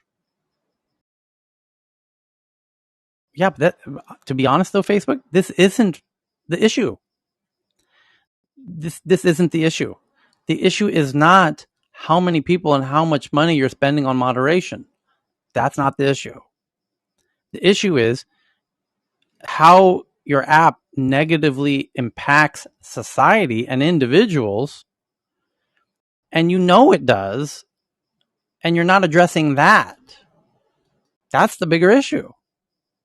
That it's potentially been weaponized by foreign countries, including the COVID misinformation specifically, which was actually traced directly back to the Kremlin in that case, where there was intentional campaigns around claiming that Pfizer was killing people, and that campaign was tracked directly back to the Kremlin. And Facebook came out and said that. Okay, well, that's good. You're transparent in that case. But there's just a systemic now lack of trust in Facebook, and I think Facebook needs to do an offsite session and a brainstorming, head scratching to figure out how they can get people's trust back, because that to me seems to be ultimately the issue at hand at the moment. Jennifer? But Tyler, to help people understand, so what it is it's not the content, right? It's not the puppy pictures and then this and that. It's the algorithms under it that are driving the behavior. Right. That's what's needs to be addressed, and they're doing a great job of deflecting by saying how much money they're spending on this moderation and what a big and it's a big challenge. But the bigger issue is, as you're pointing out, it's the way it's the social engineering with the algorithms. True that. So we'll see. I mean, they gotta. The interesting bit is this is happening at the same time that the U.S. government is trying to figure out what to do with Facebook, and as they are in the midst of trying to kick off their digital wallet, Novi, and their digital currency called Diem to the world as an alternative to Bitcoin, as a global currency. And if you can't be trusted with people's updates about their dog walks, how can you be trusted with our fucking money? That's the question. Facebook, write the post. Write that blog post.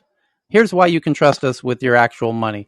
I know we fucked up with the information about, this and the other thing, and but here's why you can trust us now. Until they write that post, Tyler, I don't see how they'll redeem themselves. Yeah. But Tyler, I think you and probably most people in the room really kind of get it as the way you put it. But if they make their system so user-friendly, accessible, easier to purchase things on the marketplace or whatever, and their own ecosystem, I would like to say that it's just going to be, who cares of all that, what you just said? It's kind of just going to be so convenient. Right. So they'll just gladly go, yeah, take my whatever you want from me, as long as I can buy my whatever I want. Right. So, yeah, that's kind of, I think, what we're looking at. Yeah. Well, yes and no, because when they launched their initial cryptocurrency program, they called it Libra. And they said they had a whole bunch of big partners Yeah. on board with MasterCard and Visa and this big e-commerce company and everybody else. And next thing you know, some headlines came out that kind of caused people to want to distance themselves from Facebook, and it kind of fell flat. And people thought, no, we don't want Facebook having this global cryptocurrency thing. No, thank you, not Facebook. Somebody else, Google, you want to do it?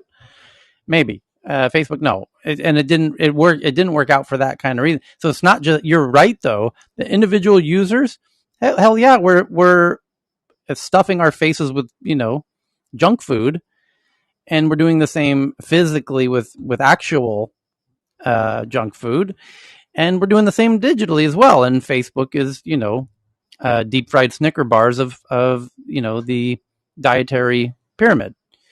So you have a point. We're going to keep stuffing our face with funnel cakes and Twinkies and ho-hos and ding dongs, and we're going to keep using Facebook. You have a very good point. Sounds like fossil fuels. Sounds like fossil fuels. No. I'm being serious I in know the you sense are. that I know you we've are. got these externalities that are not reconciled by this BS of what we keep, praising this notion that there's a free market.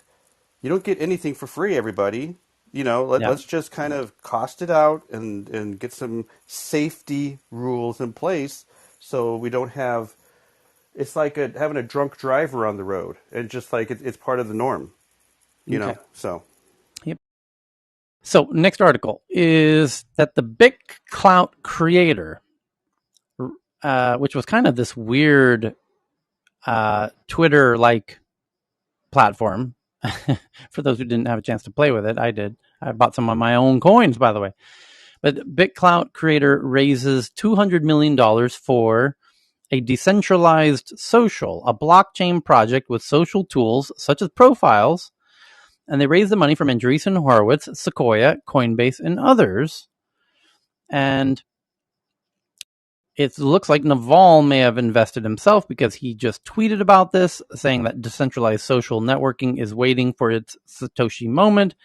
Ryan Hoover from Product Hunt also tweeting about it. Big announcement from BitClout. Its founder, known as Diamond Hands, is now public. The protocol will be called DSO, meaning decentralized social. Was a proof of concept. Oh, he's saying that BitClout was a proof of concept, and that the 200 million raised will help fund decentralized social apps through the DSO Foundation. So it sounds like BitClout 2.0 is what this sounds like. And Decrypt has done an article about this, saying that the BitClout founder reveals DSO, a 200 million blockchain to take on Facebook. And Fast Company has written an article saying that the BitClout founder, Diamond Hands, reveals himself and explains why social media as we know it is dead. So let's read that one. He says, "This is actually the first interview I'm doing as me rather than my pseudonym. It's a big moment." So begins a call with Nader Al-Naji, a former Google software engineer who has long been suspected of founding the controversial crypto social network BitClout, but who never formally revealed himself until now. Al-Naji admits that ending the guessing game is a huge relief. Indeed, he sounds incredibly relaxed as he chirps about the growth of BitClout and the emergence of DSO, which he also created as the first ever blockchain dedicated to redefining social media apps as we know them. BitClout lives on DSO, alongside over 100 other social crypto apps such as Pulse and Flick, all of which are attempting to decentralize social media and take it out of the hands of a small group of companies such as Facebook and Twitter. The idea is to allow creators to control and monetize the content they post. With BitClout, for example, celebrities like Elon Musk and Katy Perry have accounts with personalized tokens assigned to them that can be traded by users. The more popular the celebrity, based on what they're posting and or what's going on with them in popular culture, the more trading that takes place, driving up their value on BitClout. Celebs also have coins set aside for themselves, which they can use to raise their own value, and they receive a transaction fee whenever users trade their coins. Kind of creating a coin for every individual, myself included. And the value of my coin goes up or down based on my behaviors. And the big kind of obvious idea is everybody will have their own coin, and their coins will be a social signal as to their social ranking of sorts, and which will be dynamic and tradable and investable. That you could buy, Shara or Lakeisha coins, thinking that they might go up, and then you could sell them to somebody else at some other time in the future, almost like selling shares in a company. BitClout sparked a lot of debate and criticism when the project came to light in the spring. It received criticism for the fact that its coins have no real-world value and can't be taken out of the system. Worse, when BitClout launched with the top 15,000 celebrity accounts from Twitter, none of whom had been contacted about joining the app, the media and some of those celebs cried foul. But Al-Naji is not on a forgiveness tour, but he would like to clarify. With $200 million in backing from such A-list investors as Sequoia, Alexis Ohanian, who is one of the co-founders of Reddit, Social Capital, which is Chamath Palihapitiya, and Andreessen Horowitz, among others, he is keen to talk about not just DSO and BitClout, but the future of social cryptocurrencies and why Twitter, he says, will soon feel like Craigslist. Now, hold that thought, because Twitter itself is trying to make a decentralized social network as we speak called Blue Sky. And this guy knows that. So he's talking a whole bunch of bullshit and horseshit by saying that. By failing to reveal that Twitter itself is also doing this when he knows that they are. Seems a little shady. And also a tad shady is the fact that insiders like myself happen to know that Sequoia and Social Capital and Andreessen Horowitz were involved in BitClout, even though that was never publicized. That was all insider baseball. That was not made public. And now they're making it look like this is a whole new game, and these top-notch investors are now invested in this hot new thing, when in fact they got in when it was BitClout. So it's, again, a little bit shady by how it's being represented here. And I'm willing to give the benefit of the doubt, and maybe it's just the way that Fast Company is not, the journalist made a misunderstanding in how they're reporting this. I'll give them the benefit of the doubt on that. Maybe it's an error that we can attribute to the journalist in this case. Anyway, he says that the $200 million raised will go towards setting up the DeSoto Foundation, a nonprofit dedicated to taking the decentralized ecosystem to the next level. There's a strategy to use the treasury to support everybody from developers to NFT artists to smaller creators and their coins. And then it turns into an interview, and a rather long one at that. So I will tweet this out for those who want to read that interview to the Tech News Twitter account at TNATW, which is the first letters of tech news around the world. So I just tweeted that out. So we can get on to the next article, which is what? As the SEC, oh boy, mulls a ban on payment for order flow, a look at some alternative revenue streams for commission-free trading apps like Robinhood. So Robinhood, the wildly popular new trading app, doesn't make money by charging for people buying and sharing sells like most other trading platforms do. They make money by what's called selling payment for order flow. Or selling the order flow. Like they sell the data of what the orders people are making, of what they're buying and selling of shares. And the question, the SEC is wondering, should we make that illegal? In doing so, that's how Robinhood functions. And so this would really kneecap Robinhood, maybe even make it useless unless they can figure out another way to keep it going and monetize, because they have real costs. They have to pay the bills to keep the lights on. So the headline says, as the SEC mulls a ban on payment for order flow, I'll look at some alternative revenue streams that Robinhood might want to be considering for commission-free trading apps, which they are. So they're a commission-free trading app. They got to make money somehow. They're going to need some other alternative revenue streams if the SEC bans payment for order flow. So, yeah, they might. So what is the article suggesting the alternatives are? I thought you might ask, Ken. It says some brokerage customers aren't happy that Robinhood and its rivals are sell their orders, even as regulators ban that practice. There are other ways no commission brokers can make money from your trades. Brokers argue that investors often get even better prices on the trades than what is on offer. I guess they could do a slight vig on the exchanges, meaning they get a tiny little 1 cent price change between the buy and the sell price, the buy and the ask price.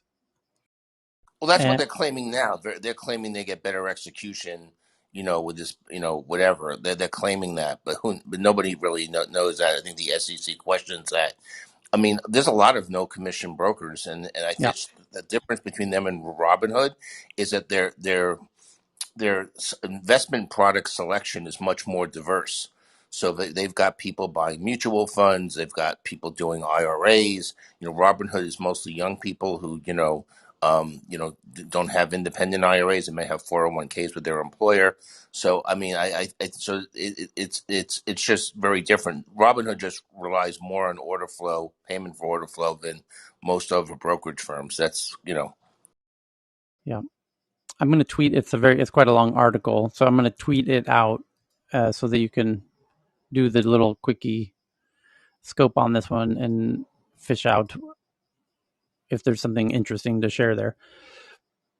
The next one up is which one here? India's leading music streaming service has seen low paid subscriber growth. Okay. DoorDash is now delivering alcohol beverages to customers in 20 US states and the District of Columbia, Canada, and Australia. And Amazon has doubled its sponsored product ads at the top of some of its search results from 2 or 3 to as many as 6. And it's all now Amazon's become a pay to play platform where even if you are the best shop with the best reviews, there's a whole bunch of ads above you pushing you down below the bottom of the screen.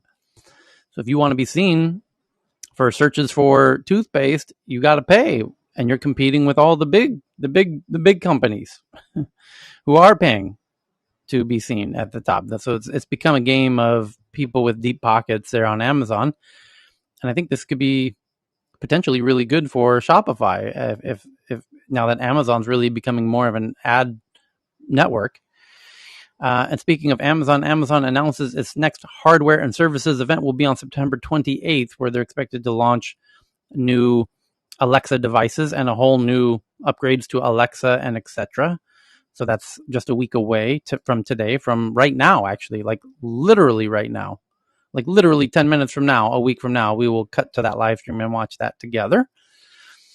And Twitter agrees to pay $809 million to resolve claims from 2016 that Twitter provided misleading information to investors. Ouch, ouch, ouch, ouch, ouch, ouch. As the founders were selling their shares. Ouch, ouch, ouch, ouch, ouch, ouch. Okay, so now we get into the fun headlines, like all of the juicy tweets that everyone's tweeting in. And did we do? Yes, we did the BitClout founder Hey interview. Tyler, sorry, we Yes, have Anne Marie and Heyman down perfect. there as well. Okay, good, good. Regular. Anna Marie, I have a question for you. Did you DM me and Cheryl with a link to an Apple News article? Is what I would like to know. So, because it looks like a weird link that I'm not about to click on. So, there's Heyman, and where's Anna Marie? About I the don't. Instacart? Huh? Is it about the one that Anna Marie sent us? Is it about the Instacart? I don't know. Never It's an mind. Apple News link. Okay, I'll click. Okay. So, oh, Anna Marie's got her hand up. Okay, great. Here we go. Just invited you both on stage, Heyman and Anna Marie. So the somebody sent in one that the Pixel Fold. Google has their new phone called the Pixel. They're coming out with the Pixel 6 now, any day now.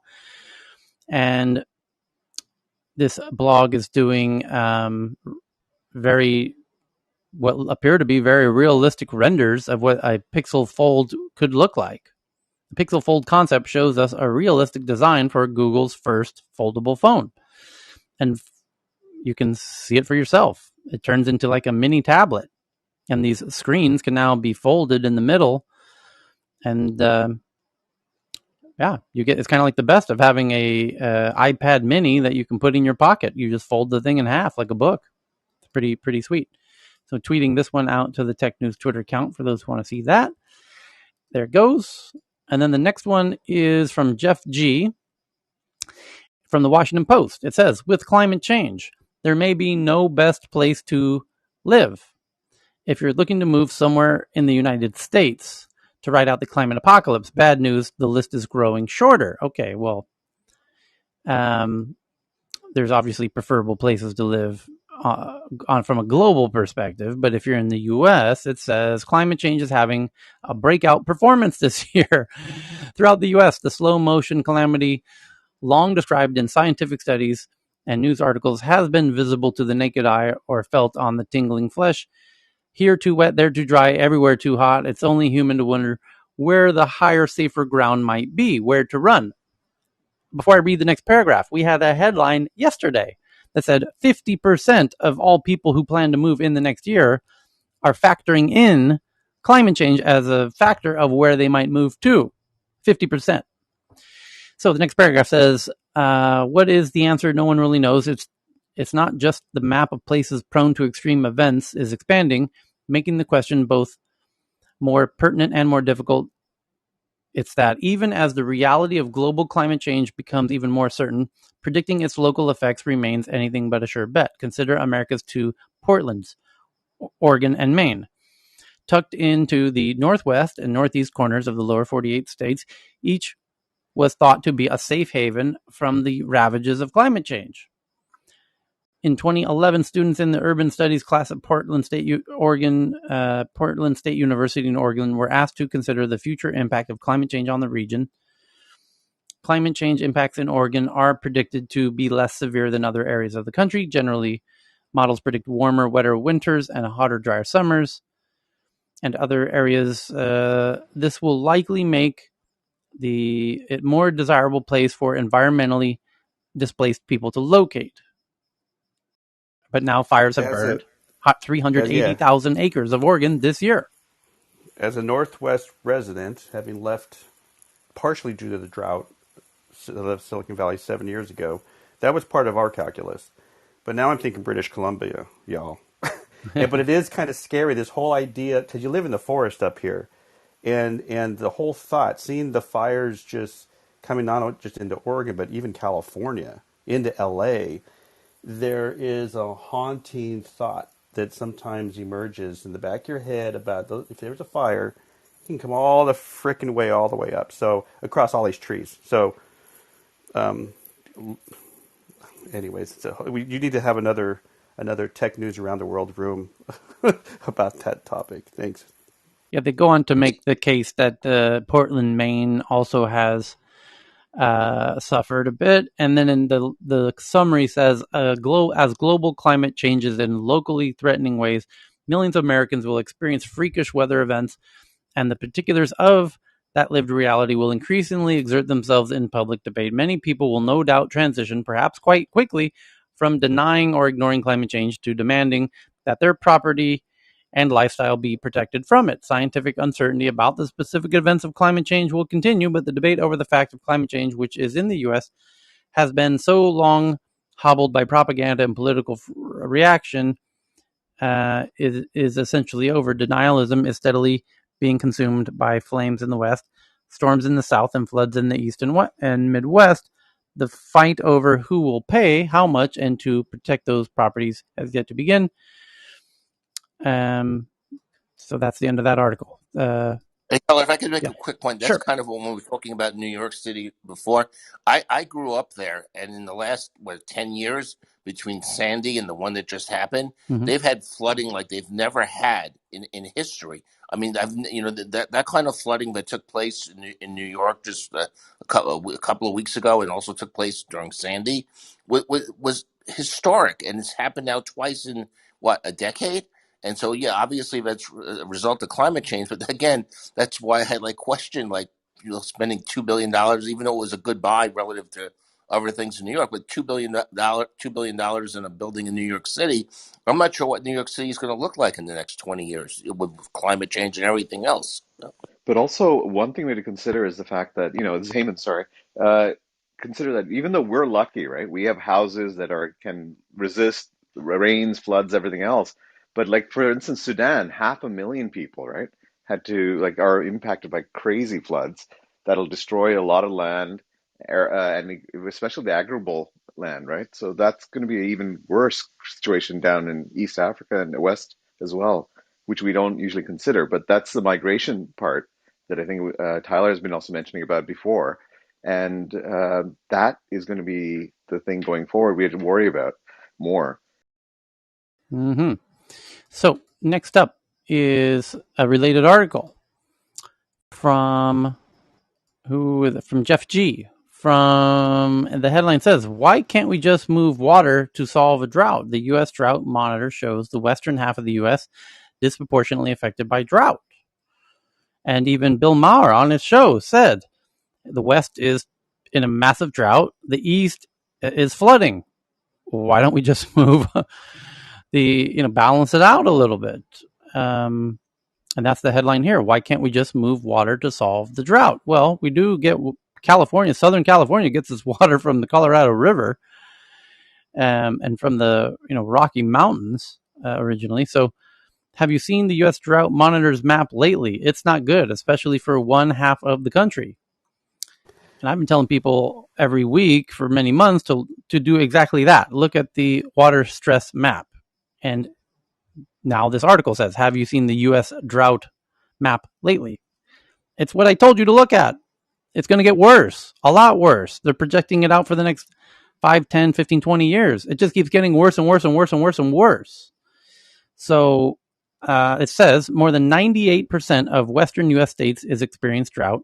In the Northeast, it's only about 15% of the land is under drought. In the Southeast, it's even lower at 8%. Because that's where it's getting more rain. Places that are dry are going to get drier. Places that are wet are going to get wetter. That's just what's going to happen. So if there's plenty of water in the reservoirs in the east, why not just move around resources and share the goods as one big happy country? A candidate in California's gubernatorial recall election recently suggested building a pipeline from the Mississippi River to California, who asked two drought experts. It turns out it would be stupidly complicated. The first problem, our country is very, very big. It's really very far away, says a professor at UCLA.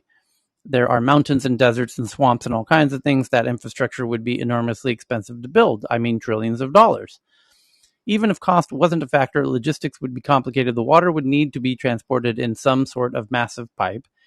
If it's not in a pipe, then you would lose a lot of water to evaporation. It couldn't be an open canal. But then in a pipe, it's even more energy intensive and more infrastructure because you probably have to bury it or make sure that it's not going to sag if you have it above ground. You need to dig through thousands of miles of land, much of it probably private property, to put a pipe underground.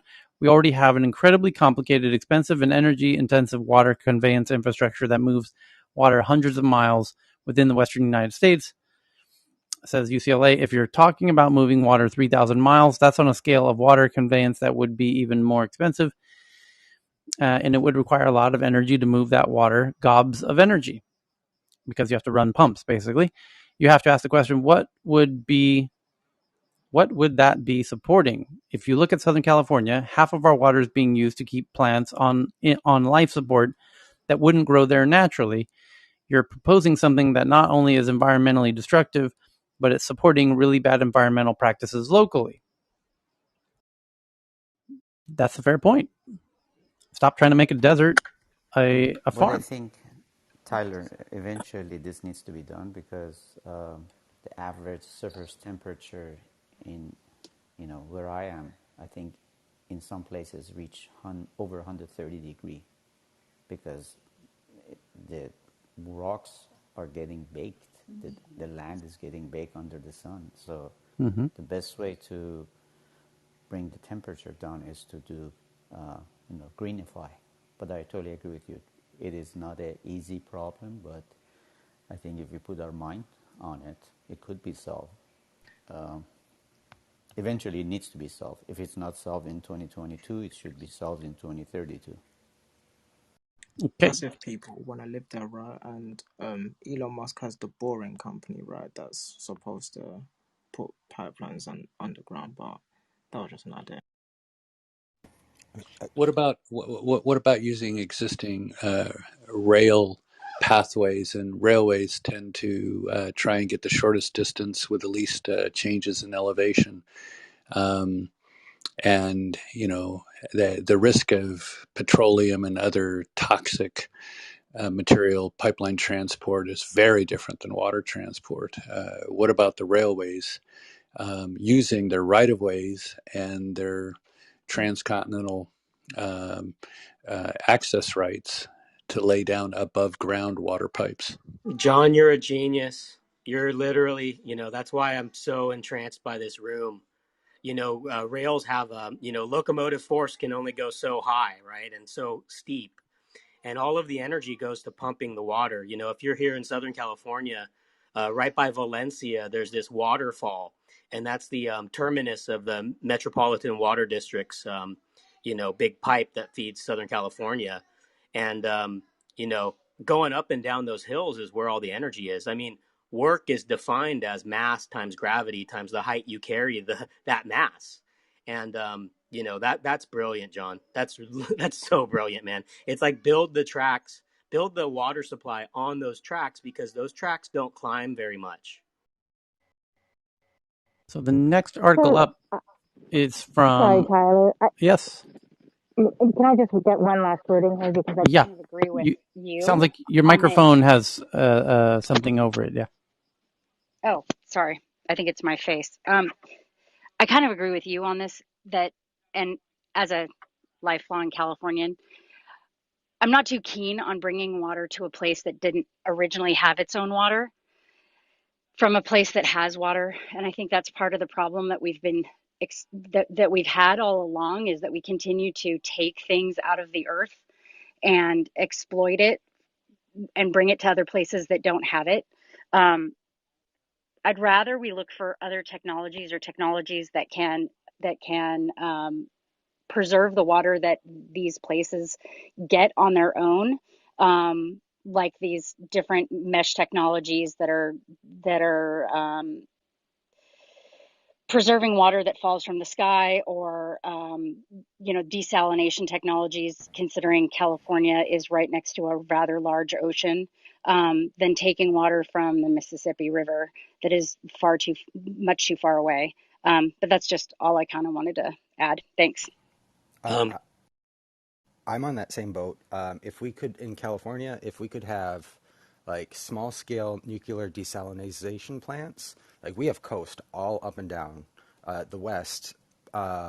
However, we do also have Chevron here, and we also have these large evaporating salt ponds. And so, those all compete with, nuclear, especially if it's being used to desalinate water. And so, for those that don't know, sorry, Southern California exists because of the Owens Valley project that takes all the water from up near Mammoth and made it available in the 30s for Los Angeles. So, without us draining the upper and lower Mono Lake area, we couldn't have Los Angeles. So, I'm lined up with any desalinization efforts because we literally robbed the ecosystem of Northern California to build Southern California. Now, if you go up there, those lakes are like totally dry. They're just stalactites of tufas, they call them, of minerals. There's a great book called Cadillac Desert that chronicles the whole political conflict associated with that historically. But I do agree that if we can generate cheaper, safer, more planet-friendly forms of energy like fusion, and new forms of safer fission, that desalinization with less transport makes sense. But that's a big if, because currently a lot of those desalination plants are diesel powered. So the next big article's headline is that fed up Instacart shoppers ask customers to delete the app. Instacart shoppers published an open letter with 5 demands, including occupational death benefits due to COVID. The shoppers have had enough. A group of contractors for the grocery delivery app Instacart published an open letter Monday asking for customers to immediately delete the app. At issue, according to the nonprofit Gig Workers Collective, are longstanding pay and safety concerns. Over the last 5 years, Instacart has been relentlessly gutting shoppers' wages, exploiting its improperly classified workforce, and outright stealing shoppers' wages and tips on its path to its highly anticipated public offering. Reads the letter in part. According to CNBC, Instacart is looking to go public. For the unaware, Instacart bills itself as a digital platform connecting shoppers and customers. Customers use the service to place a grocery store order, and then shoppers, as their name would suggest, shop for and deliver the items. Beyond low pay, the letter highlights that it says there are unsafe working conditions brought about by the pandemic. Working for Instacart is not safe, and workers must be protected on the job. These are independent contractors, right? Like Yes, no. they are. I've actually Yep. shopped for Instacart before for fun. So why are these people continuing to work somewhere that they feel is unsafe? I think it's the That same is thing the with Uber conversation we drivers. had the other day, isn't it? Huh? Didn't we have that conversation about Yeah, but company? it's not safe. It's It's supposed not to be a safe. part-time stepping stone But job. fuck it. I'm gonna go do it anyways. Stop putting that Meanwhile, the invisible gun to my consumers, head. I'm gonna go. No, stop. No, I'm gonna force myself to go do unsafe work. Sorry, I meanwhile, the was eating, but consumers, we like literally. Yeah, sorry, Evan. You're an no, go independent ahead. contractor. Stop doing work that you don't think is safe. Yeah, we had this conversation the other day, and like, Yeah. side on the side of is an independent contractor, and you shouldn't have this as your main salary. However, that is a lot of people's main income when they can't find, work, basically. And it's weird, isn't it? So it's like it's a hard I mean, conversation to have. the challenge is no one asks the consumers like myself whether they like or don't like Instacart. I love it. I don't know how I'd live without it. So it's disappointing to see that, but also like, okay, so what's the alternative? I guess I have to go shopping myself. Yeah, but they're By being the way, but don't forget, Robots. we had a headline 2 weeks ago that Instacart has, and I'm seeing the photos now of the factory that they're building their own autonomous supermarket. So they won't need these shoppers. Workers deserve a right to feel safe, full stop. Period. Done. If you want to go, I'm claiming that they do, or they wouldn't do it. well, but it's a They can. culture. It's People have a right to make decisions for themselves. They have a right to people. decide if So, they don't feel safe. That I'm saying Tyler, they can claim that they don't feel safe, but by going and doing it, their actions are not congruent with their claims. yeah, but Tyler, some people don't have as choices. as a, So that's like people, Tyler. That's like people who go work in food plants. During COVID, without proper It's not distancing, because because those people they are don't. employees. But yeah, but they can also quit. So you're making it sound like that everyone does this out of choice. Some people basically it's a choice between doing something unsafe or No, not feeding your they can't. family. They can't quit because they get health insurance from it. not as an independent contractor, they don't. They're on their own for That's health why it's insurance. different. Precise. Thank you. You just proved my point. Okay, but but hang on. This is my point, Tyler. Well, you proved Listen to my me. point.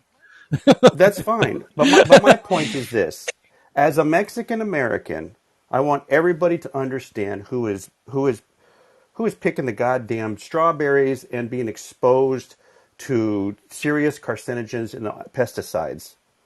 And if we want a culture where we are thoughtful about the idea that people should have a good mood and feel safe for themselves and their family, that should not just be restricted to white collar workers making $300,000 and bitching and crying about this and that. This needs to be a society where we are thoughtful and we provide some level of support for both the businesses but also for the employees. And there has been a gutting since Reagan took over for decades with a bunch of complicit Democrats that got us to this point of where we are now. And a culture where we just, we leave it up to the individual. Oh, fuck. You don't get any of your health care. Yeah, no, that all that is gone. Unions, that membership has gone to hell. You want to start a union? Oh, no, fuck you. We are just driving with our feet on the goddamn gas pedal off a goddamn cliff, and it's it's okay. Sorry, I'll get off my soapbox. Sorry, Tyler. Yeah. No, no, No, Yeah, I want David, to David, I I'm add would something. agree listening. with Nope, you, right? no need to No, apologize. We're all listening. yeah, David, As I a would agree with you, right? But at the same time, I also agree with Tyler as well, right? So it's like this gig work economy, and especially in the early days, I was just like, I was wondering what the end game would be like, right? And this obviously seems like the apex of something very, very bad. And that's the thing that I said when Tyler and I were like just having a discourse about it. And when it comes to work, right, like in general work, and it's a lot of people have a lot of jobs that they hate but they still go to, right? And then there's a lot of illegal work that goes on whereby they have to work and there's no way that they could live with like 10 people in the house and not work, right? And it's just it's the way some places are set up where it's like there's a black market, there's a grey market, and then there's the market, right? So I feel like this is a hard conversation to have, but with the specific reference of gig work, it's either gonna be these people don't do it or someone will automate a way to do it, Yeah, gig also, it's I go work. mean, and a lot all, of all people are all gonna gig lose their work, jobs. all gig work isn't created equally. I mean, some gig jobs are better than others. Instacart is interesting because you kind of get to know where they seem to assign shoppers to you, and they get to know your preferences over time. So I don't know how widespread this is, but definitely I know my Instacart shopper. She seems and pretty friendly. How widespread is this Yeah, Instacart it's thing? like I would say I would agree with you on that, right? Where it's like you get to know a person and you're working with them. It's like a concierge or like an au pair, right? That's like just with your food. However, it's not. That's definitely like a small majority maybe of people that have lived with that. And I had a friend who ordered their Instacart, right?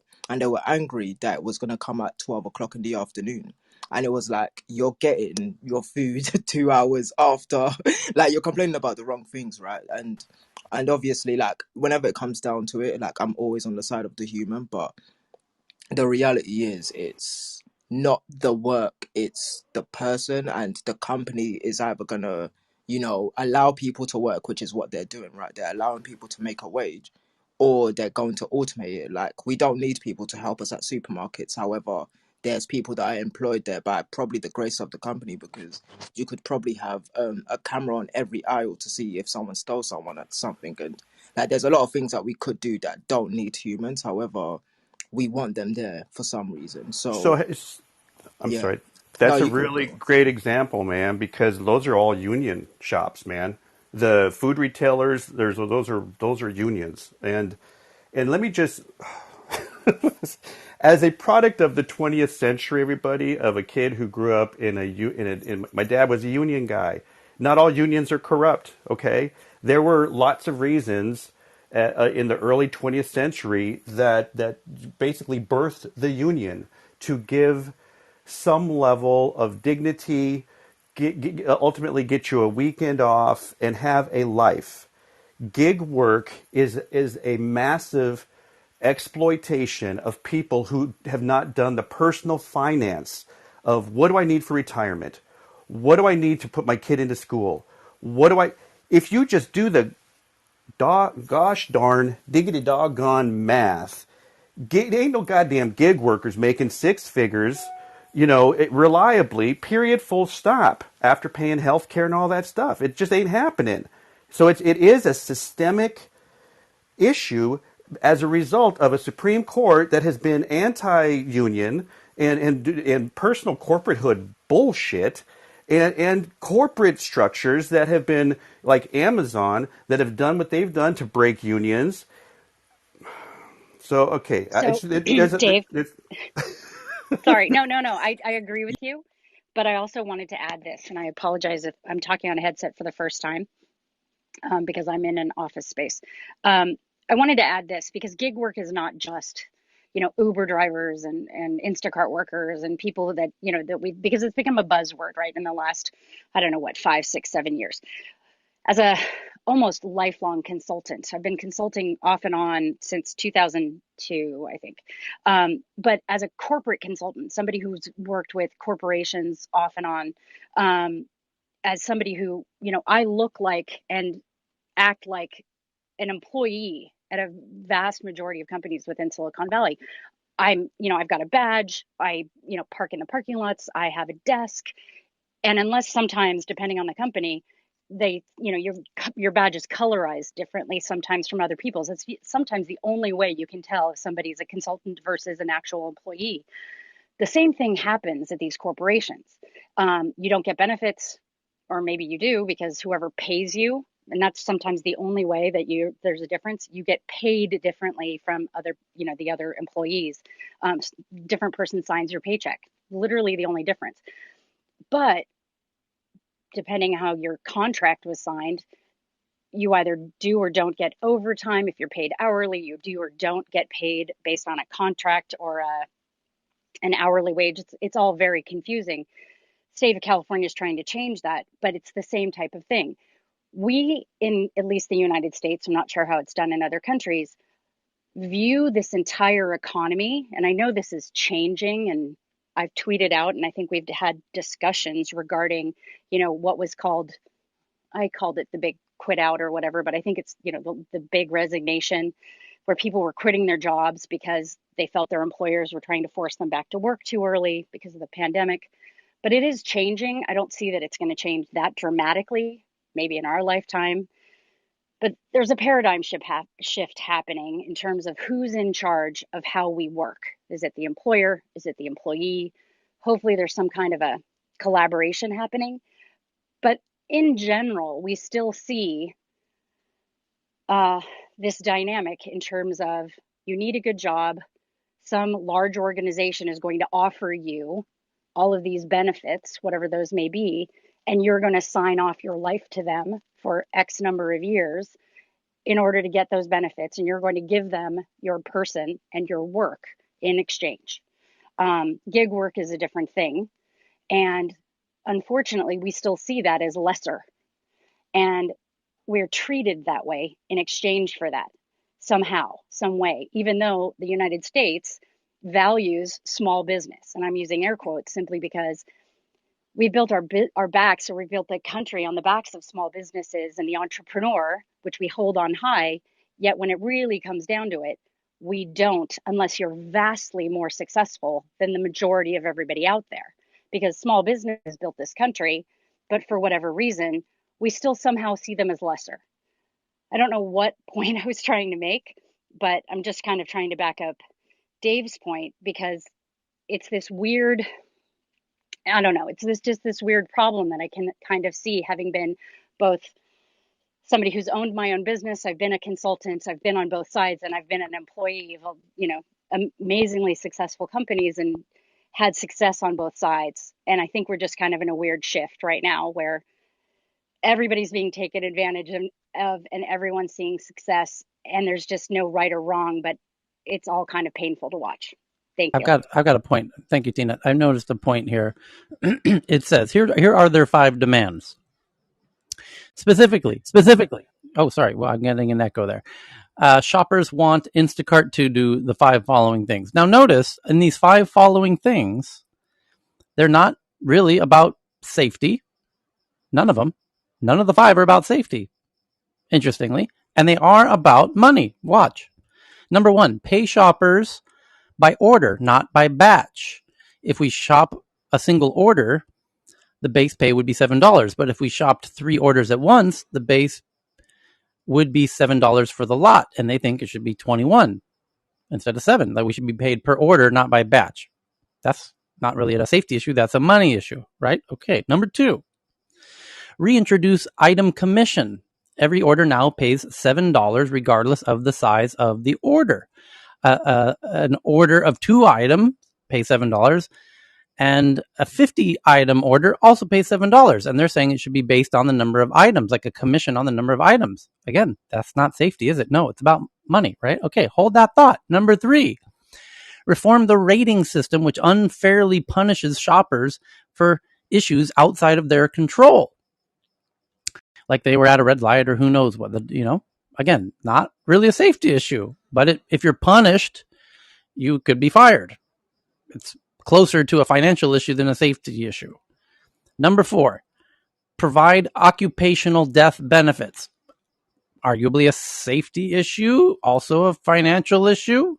Number 5, raise the default tip to 10% from the current 5%. Clearly a financial issue. Then watch what happens. Now, they're claiming the safety. Their 5 demands are more about money, clearly. And yet, their next summary quote is, we are asking customers to delete the app today because there's only one thing Instacart and its executives and investors care about: money. Yeah, the Yeah, That you is guys were misalignment, definitely. like I wanted to say, because like, and that's a point that is But by the happening way, today, damn especially. just fucking right, that's all they care. What the fuck do you think just they care about? just just Yeah, get like smart. Just get no, smart. If you know that if they know they're batching, just game the system. Game the system the same way This ain't Grubhub a has been fucking gaming the it's system. not. charity. It's not. Yeah, it's not Well, easy. It's so not easy there's to a just game the system and then like actually come together to do something, which 50, is the point 50 that I one want to item make. orders, 50 so, one item orders that There's cost me $1.99 as a Here, wait, consumer wait, wait, wait. will There's a leave the but potential. company this is Wait, wait, with wait, actually wait. wait. Can I actually can I say something Time out, quickly? time out. Where's my boxing bell? Hold on. It says, I didn't finish that paragraph. It says, there's only one thing they care about, which is money. Ironically, their 5 demands are essentially about money. And we ask that customers refrain from reinstalling the app unless and until Instacart rectifies the genuinely inequitable manner in which it treats its shoppers. And the language but of that, of using the inequitable manner, uh, sounds like language of stereotypically, what is it? What generation? Or Gen Z, where there's an there's a there's a focus on equitability. I've That got my gloves on, Tyler. I'm Like Hey, I ready. David. want to. When you're Oh, Okay, so here's David, my can point: I please? is there's a social change occurring in the West, in the U.S., UK, Australia, notably, where there's a new awareness around equity and equitability, and that doesn't really apply to traditional American consumerism and capitalism. And I can see how they want to push back on that and apply this kind of social justice type values into the consumer capitalism society that we, I don't. This is a very uphill swim they're going to have to Yeah, try and. it is, and it's going to be. And I want to say, like, when you were reading that, I did think it was like something that I hear from what younger people want, right? Which is like, Right.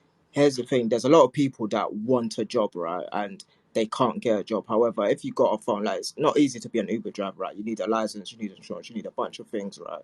But it is easy to do this remedial labor where you can go to a shopping mall and like, there's a lot of people that take trains to deliver food on Deliveroo, right? So there's a lot of things that makes these jobs easier, and it's hmm, I want to say like there is a predatory nature of it because there's a lot of people that are out of work and need work, right? And what these workers are asking for is to be treated like an employee because in in general, if you work over six Are hours they though? for that Because wait, company, Are Show no, up they? on no, Hold time. they're on, not. hold on. I love No, your on point. so if paper, you I love your choose point. on But hang paper, on, I have on to say paper, this. they're not.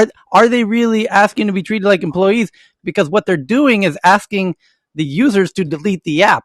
I would argue that employees aren't asking their customers Here's to kill the company they work for.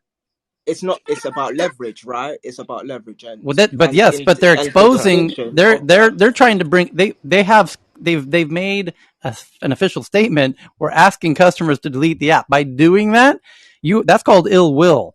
Like they could be there's sued. but They could be Yeah, fucking Apple sued It's for that. you interfering. can Apple say doesn't that. ask However, people Portraits like to interfering. throw away their there's a iPhones. masked like minority, right, that sounds a lot louder than what the majority is, because I'm pretty sure it's not all of the people that are shoppers for this app that are doing it, right? It's a loud So, so I've actually minority that been a shopper actively. there before, and Excuse actually, I me. do agree with the first 2 points because if you actually look at how it kind of works, is they mark up each item, and it is ridiculous to get paid the same, for 50 batch and that because it is very stressful. They put you on a timer. Things are scattered all around the store, and sometimes when something isn't there and the person isn't responding, it becomes so stressful, right? So I do agree on some levels, but I don't think they're going about it the right way. Yeah, Tyler, there's a can lot of I? Okay, if people I that can, are I out think of that work the and want to issue be in work the issue though. for This is the equity thing. actually is an old issue, and it came out, and we'll see more of this. The only reason it hasn't happened sooner is because of COVID,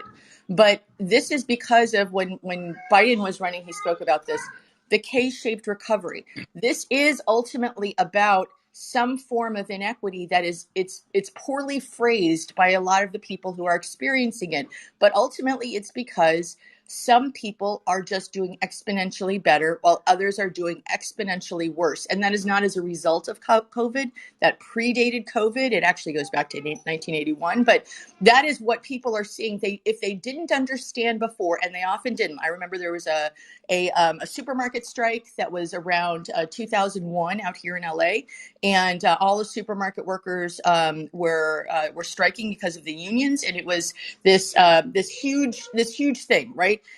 And when I went and talked to some of the striking workers, they had incredibly incorrect information. They were like, Steve Burke, who owns Safeway, that he was making like, like $100 billion. And I was like, that doesn't make any sense, right? Like that does, but they didn't actually know the extent of the discrepancy between the highest paid worker originally earning 40 times the average worker, and then 400 times the average worker now. But now they see the difference. And where did this difference really come out?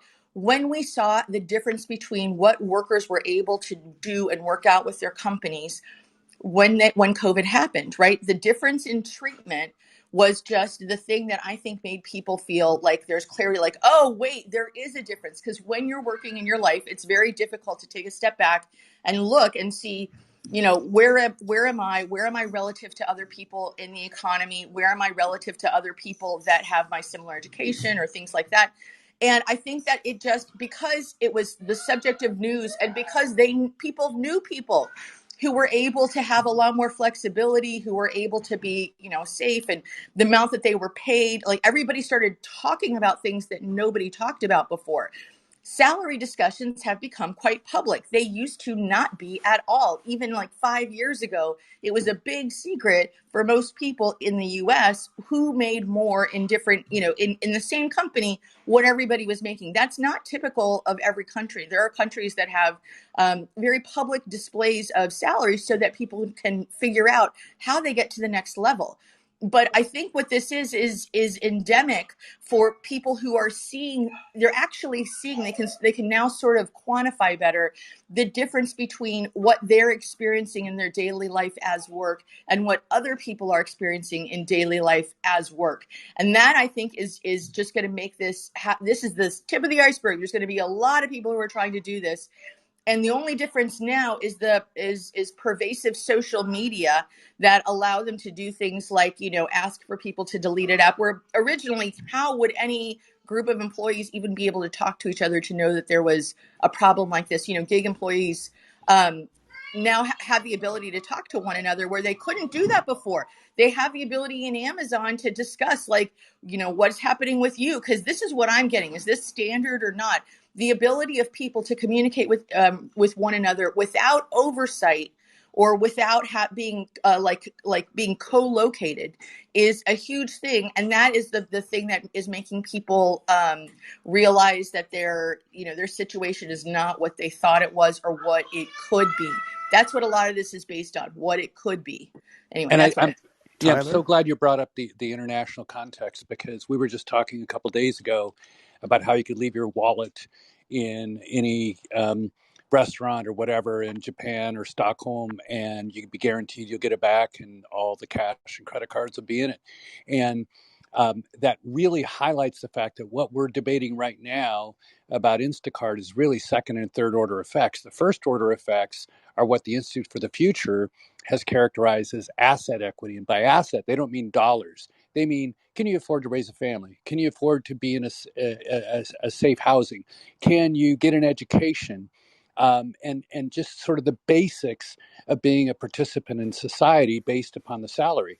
And I think from an international context, what we see in the US is it's still sort of a rugged individualist, you got to fight for yourself, fend for yourself, and good luck, without the kind of safety nets you see in a lot of more, if you will, enlightened um, uh, cultures around the world.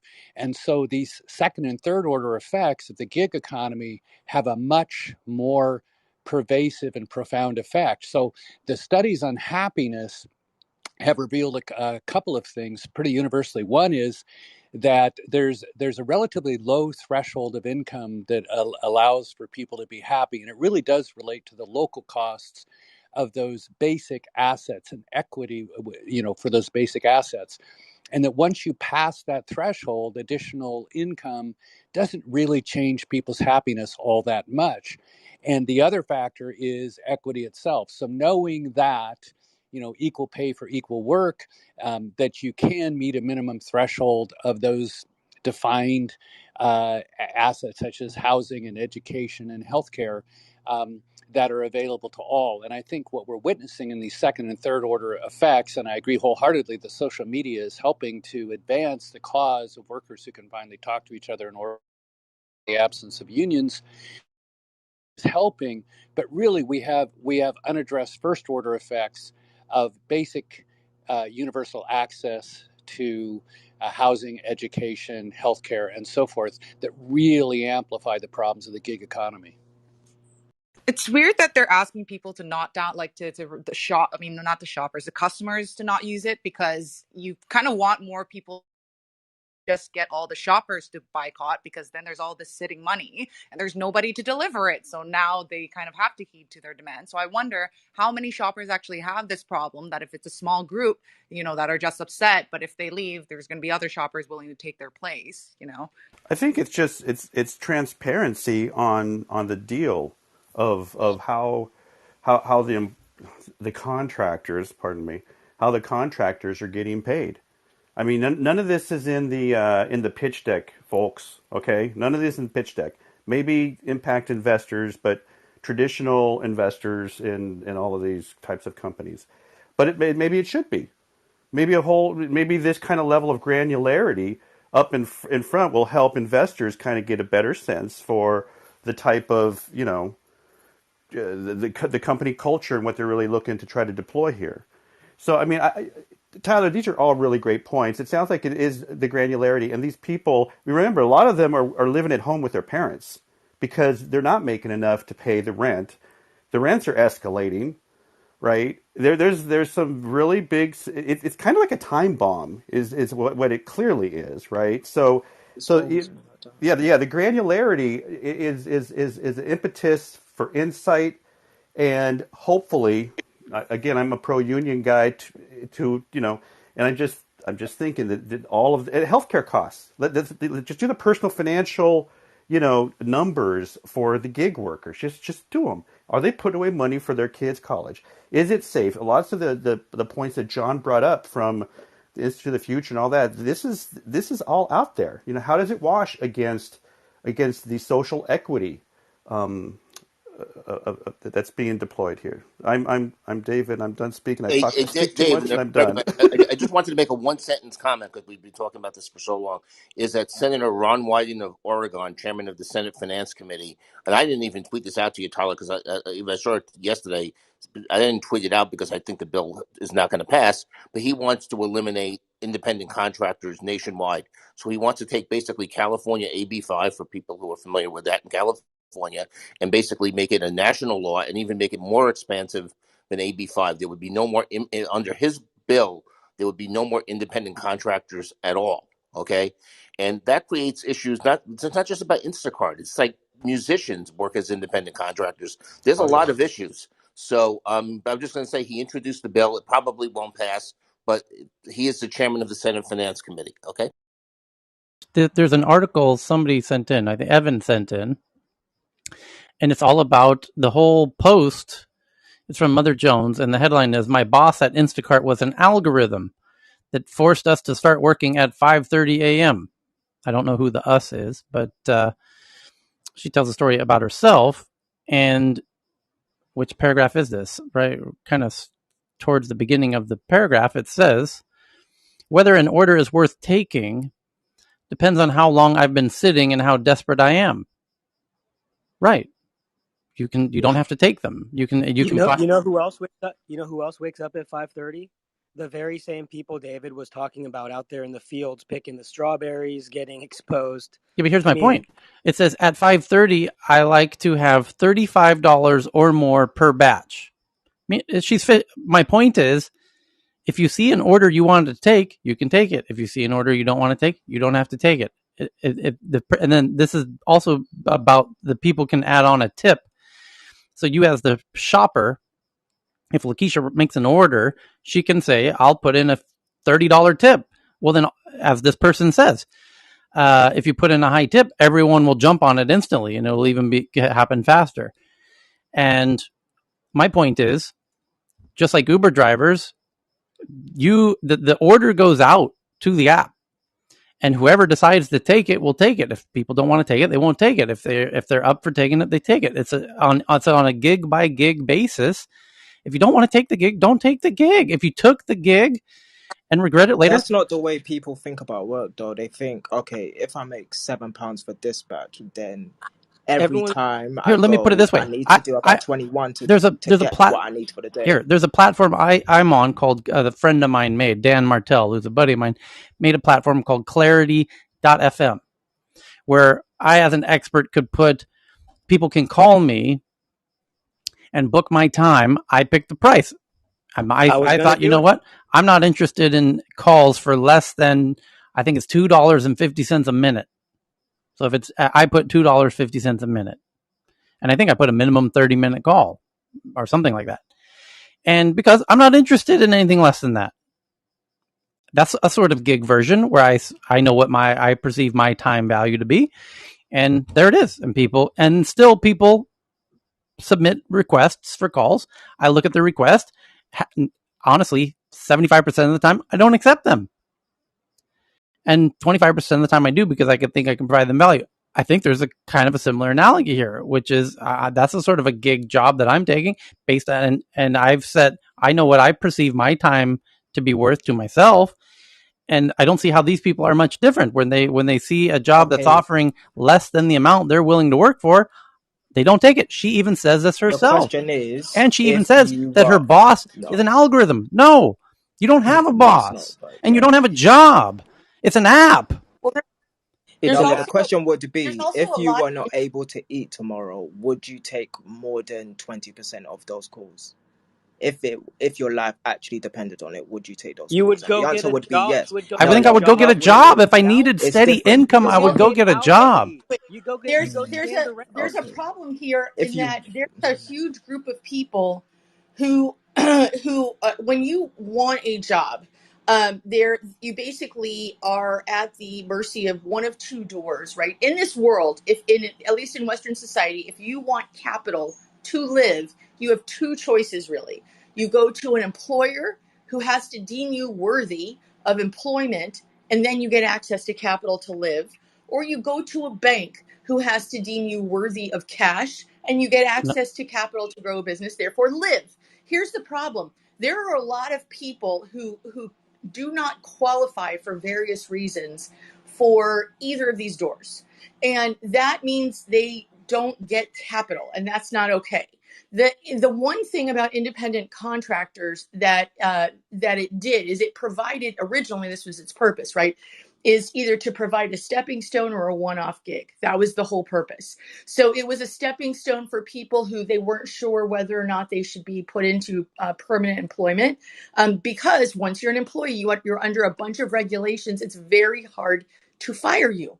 So the biggest issue is, are you worth that risk? It costs 3 times the cost of your salary for you to be replaced. That's a huge expenditure that a lot of companies just didn't want to take on, especially if they were startups. So they said, look, let's try this. That way, if we can just walk away if it doesn't work out.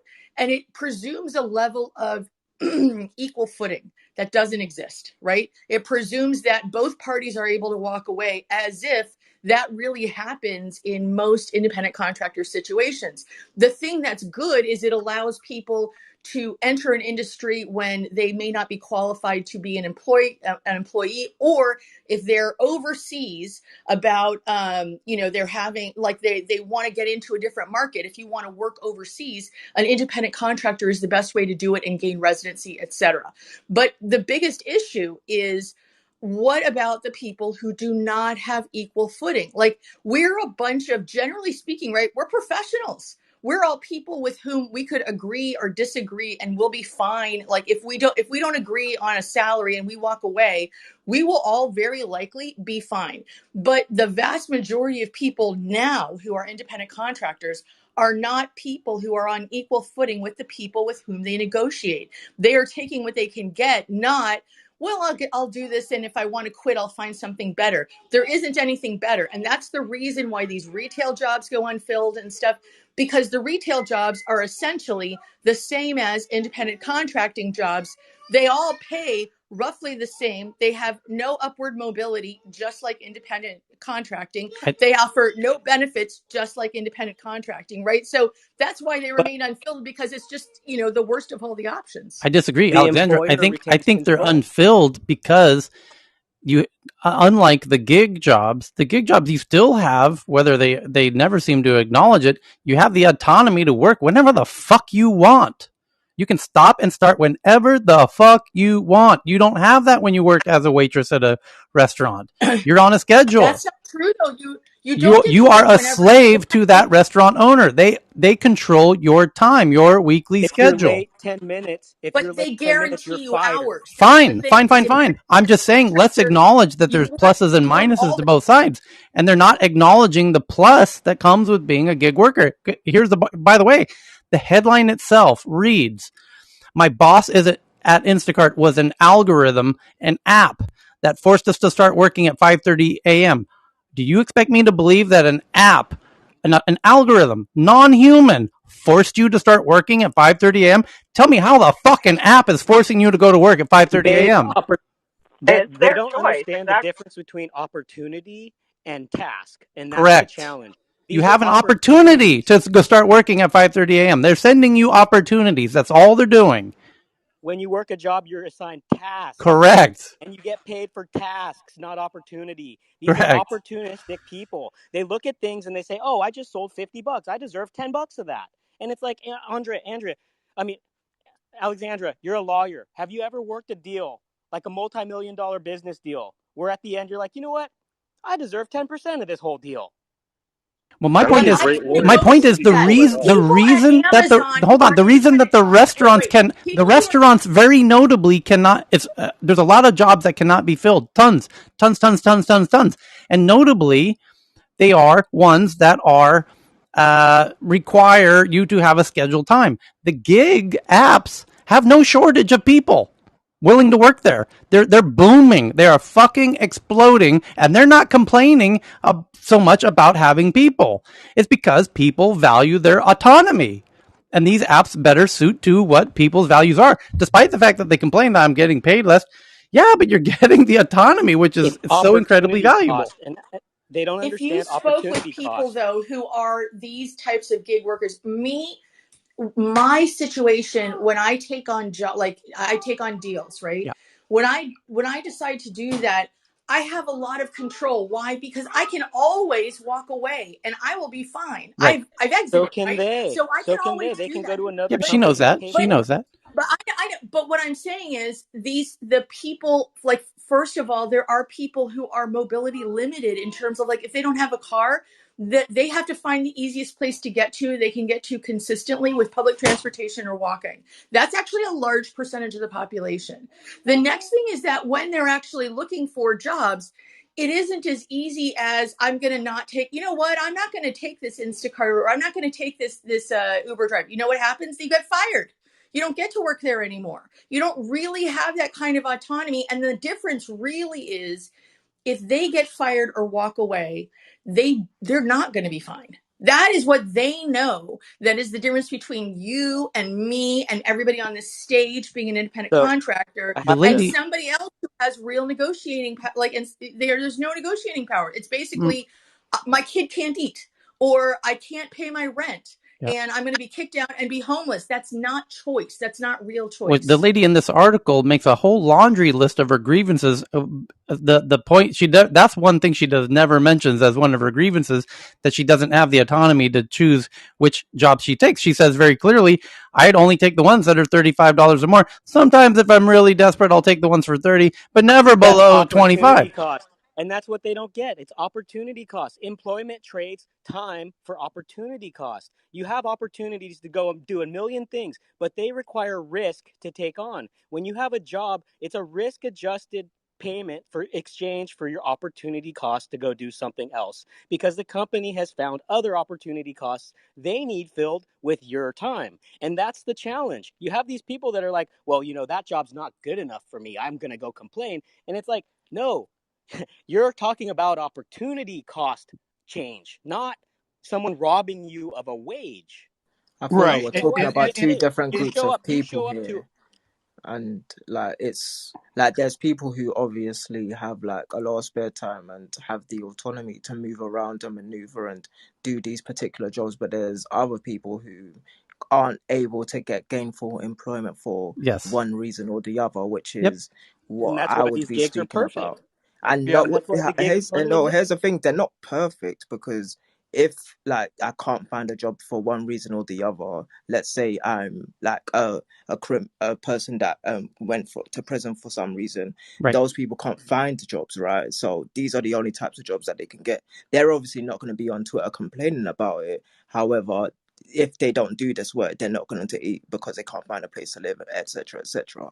So there's just particular people that are not able to do, or are forced in some way or the other to do Okay. these jobs. So You wouldn't call it forced, but yeah, yeah. we've got 10 minutes, and then we're going to run over to Heyman, who just opened his MedTech show. And I've got 30 headlines to do in 10 minutes. Here's number one from Katerina.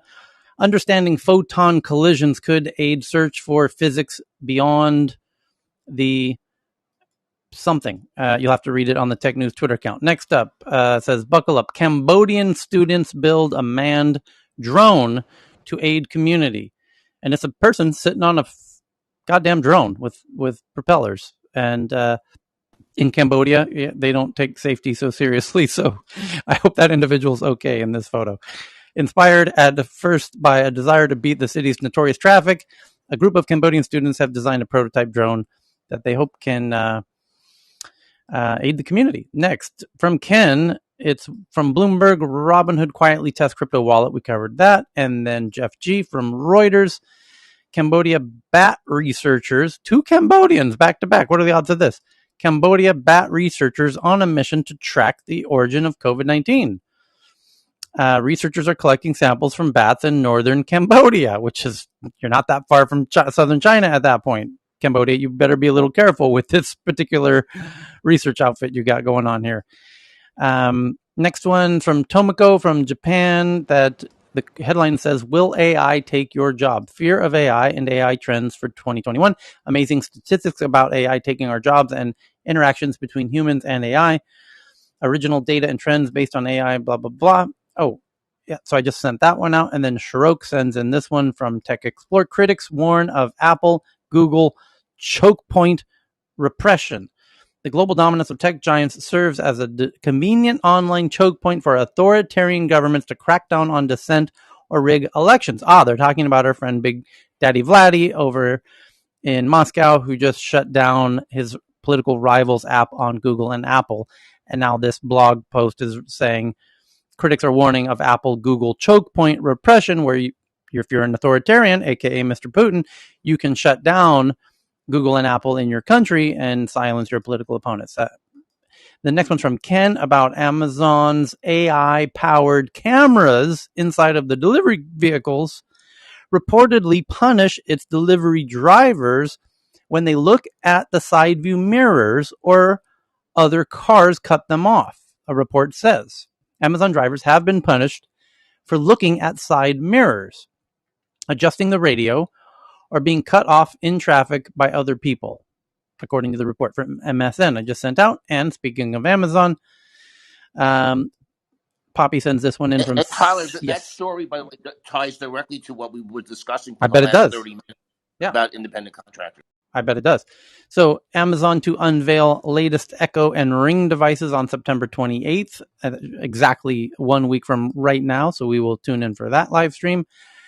And this one from Inc.com. The curious part Apple didn't talk about in the iPhone 13 event that we live streamed here on last Tuesday.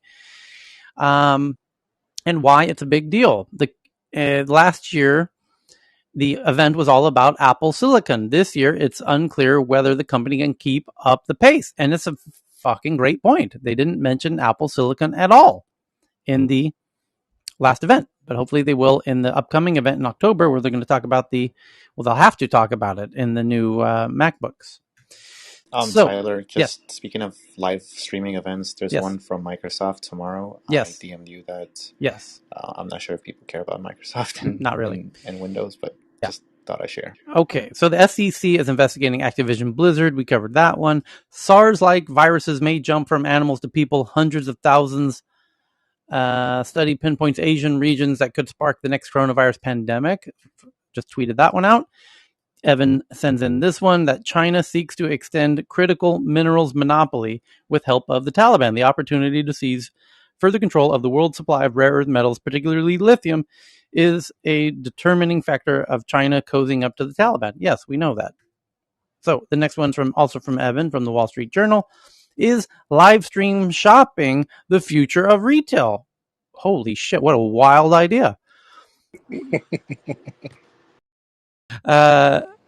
Yeah, it talks about some bizarre concept called live stream shopping. What the hell is that all about? Your car knows too much about you.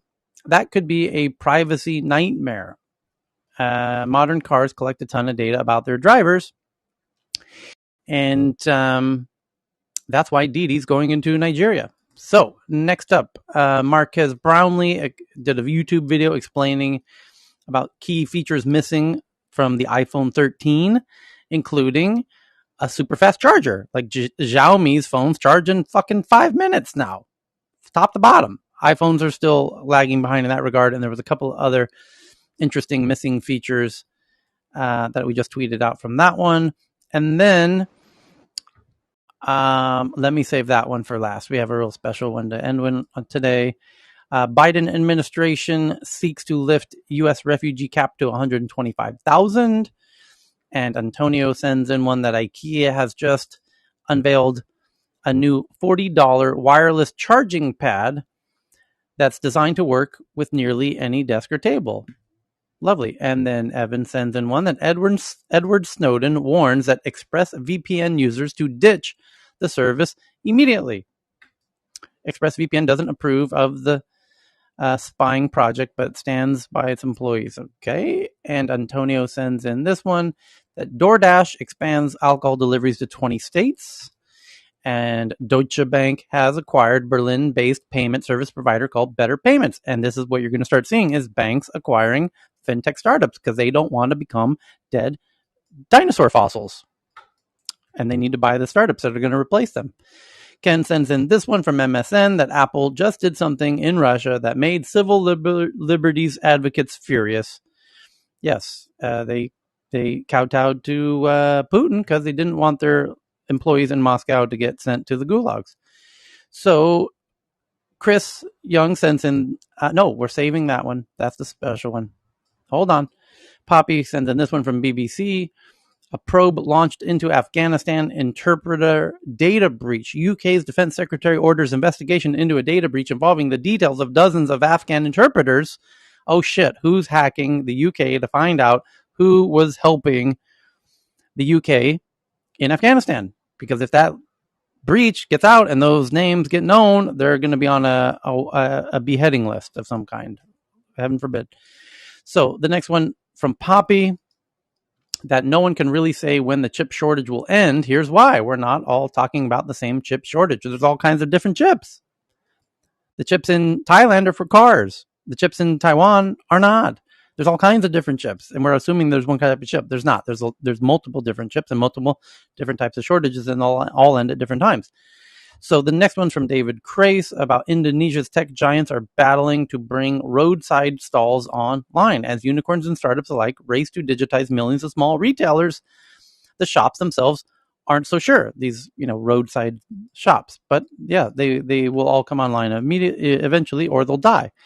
And then Evan sends in an update that the EU is not so happy with Facebook's new video recording glasses, and they want a bigger light on the front to notify their public when they're being recorded. And David Craze sends in that the largest NFT market by volume, OpenSea launches a smartphone application. So there's now an OpenSea app. Fantastic. And last but not least, right on time from Chris Young is a very lovely photo of our former Clubhouse friend on stage here, Akil, with his soon-to-be wife. And where they say they met on Clubhouse in Tech News Around the World 3 months ago, and they're getting married in 3 months. And congratulations to Akil, who is understandably preoccupied getting ready for his December wedding. But there's a very lovely photo of Akil and his bride-to-be that he just tweeted out from Chris on the Tech News Twitter account. It was such a moment, Tyler, when he came in that day, man. It was Yeah. That's what this people are going to look back and be like, oh, Chris got a little emotional there. So we're going to jump over to our friend Heyman, who's doing the Tech News Around the World Med Tech show, and we'll see you all here very soon. Chris, are you there? Oh,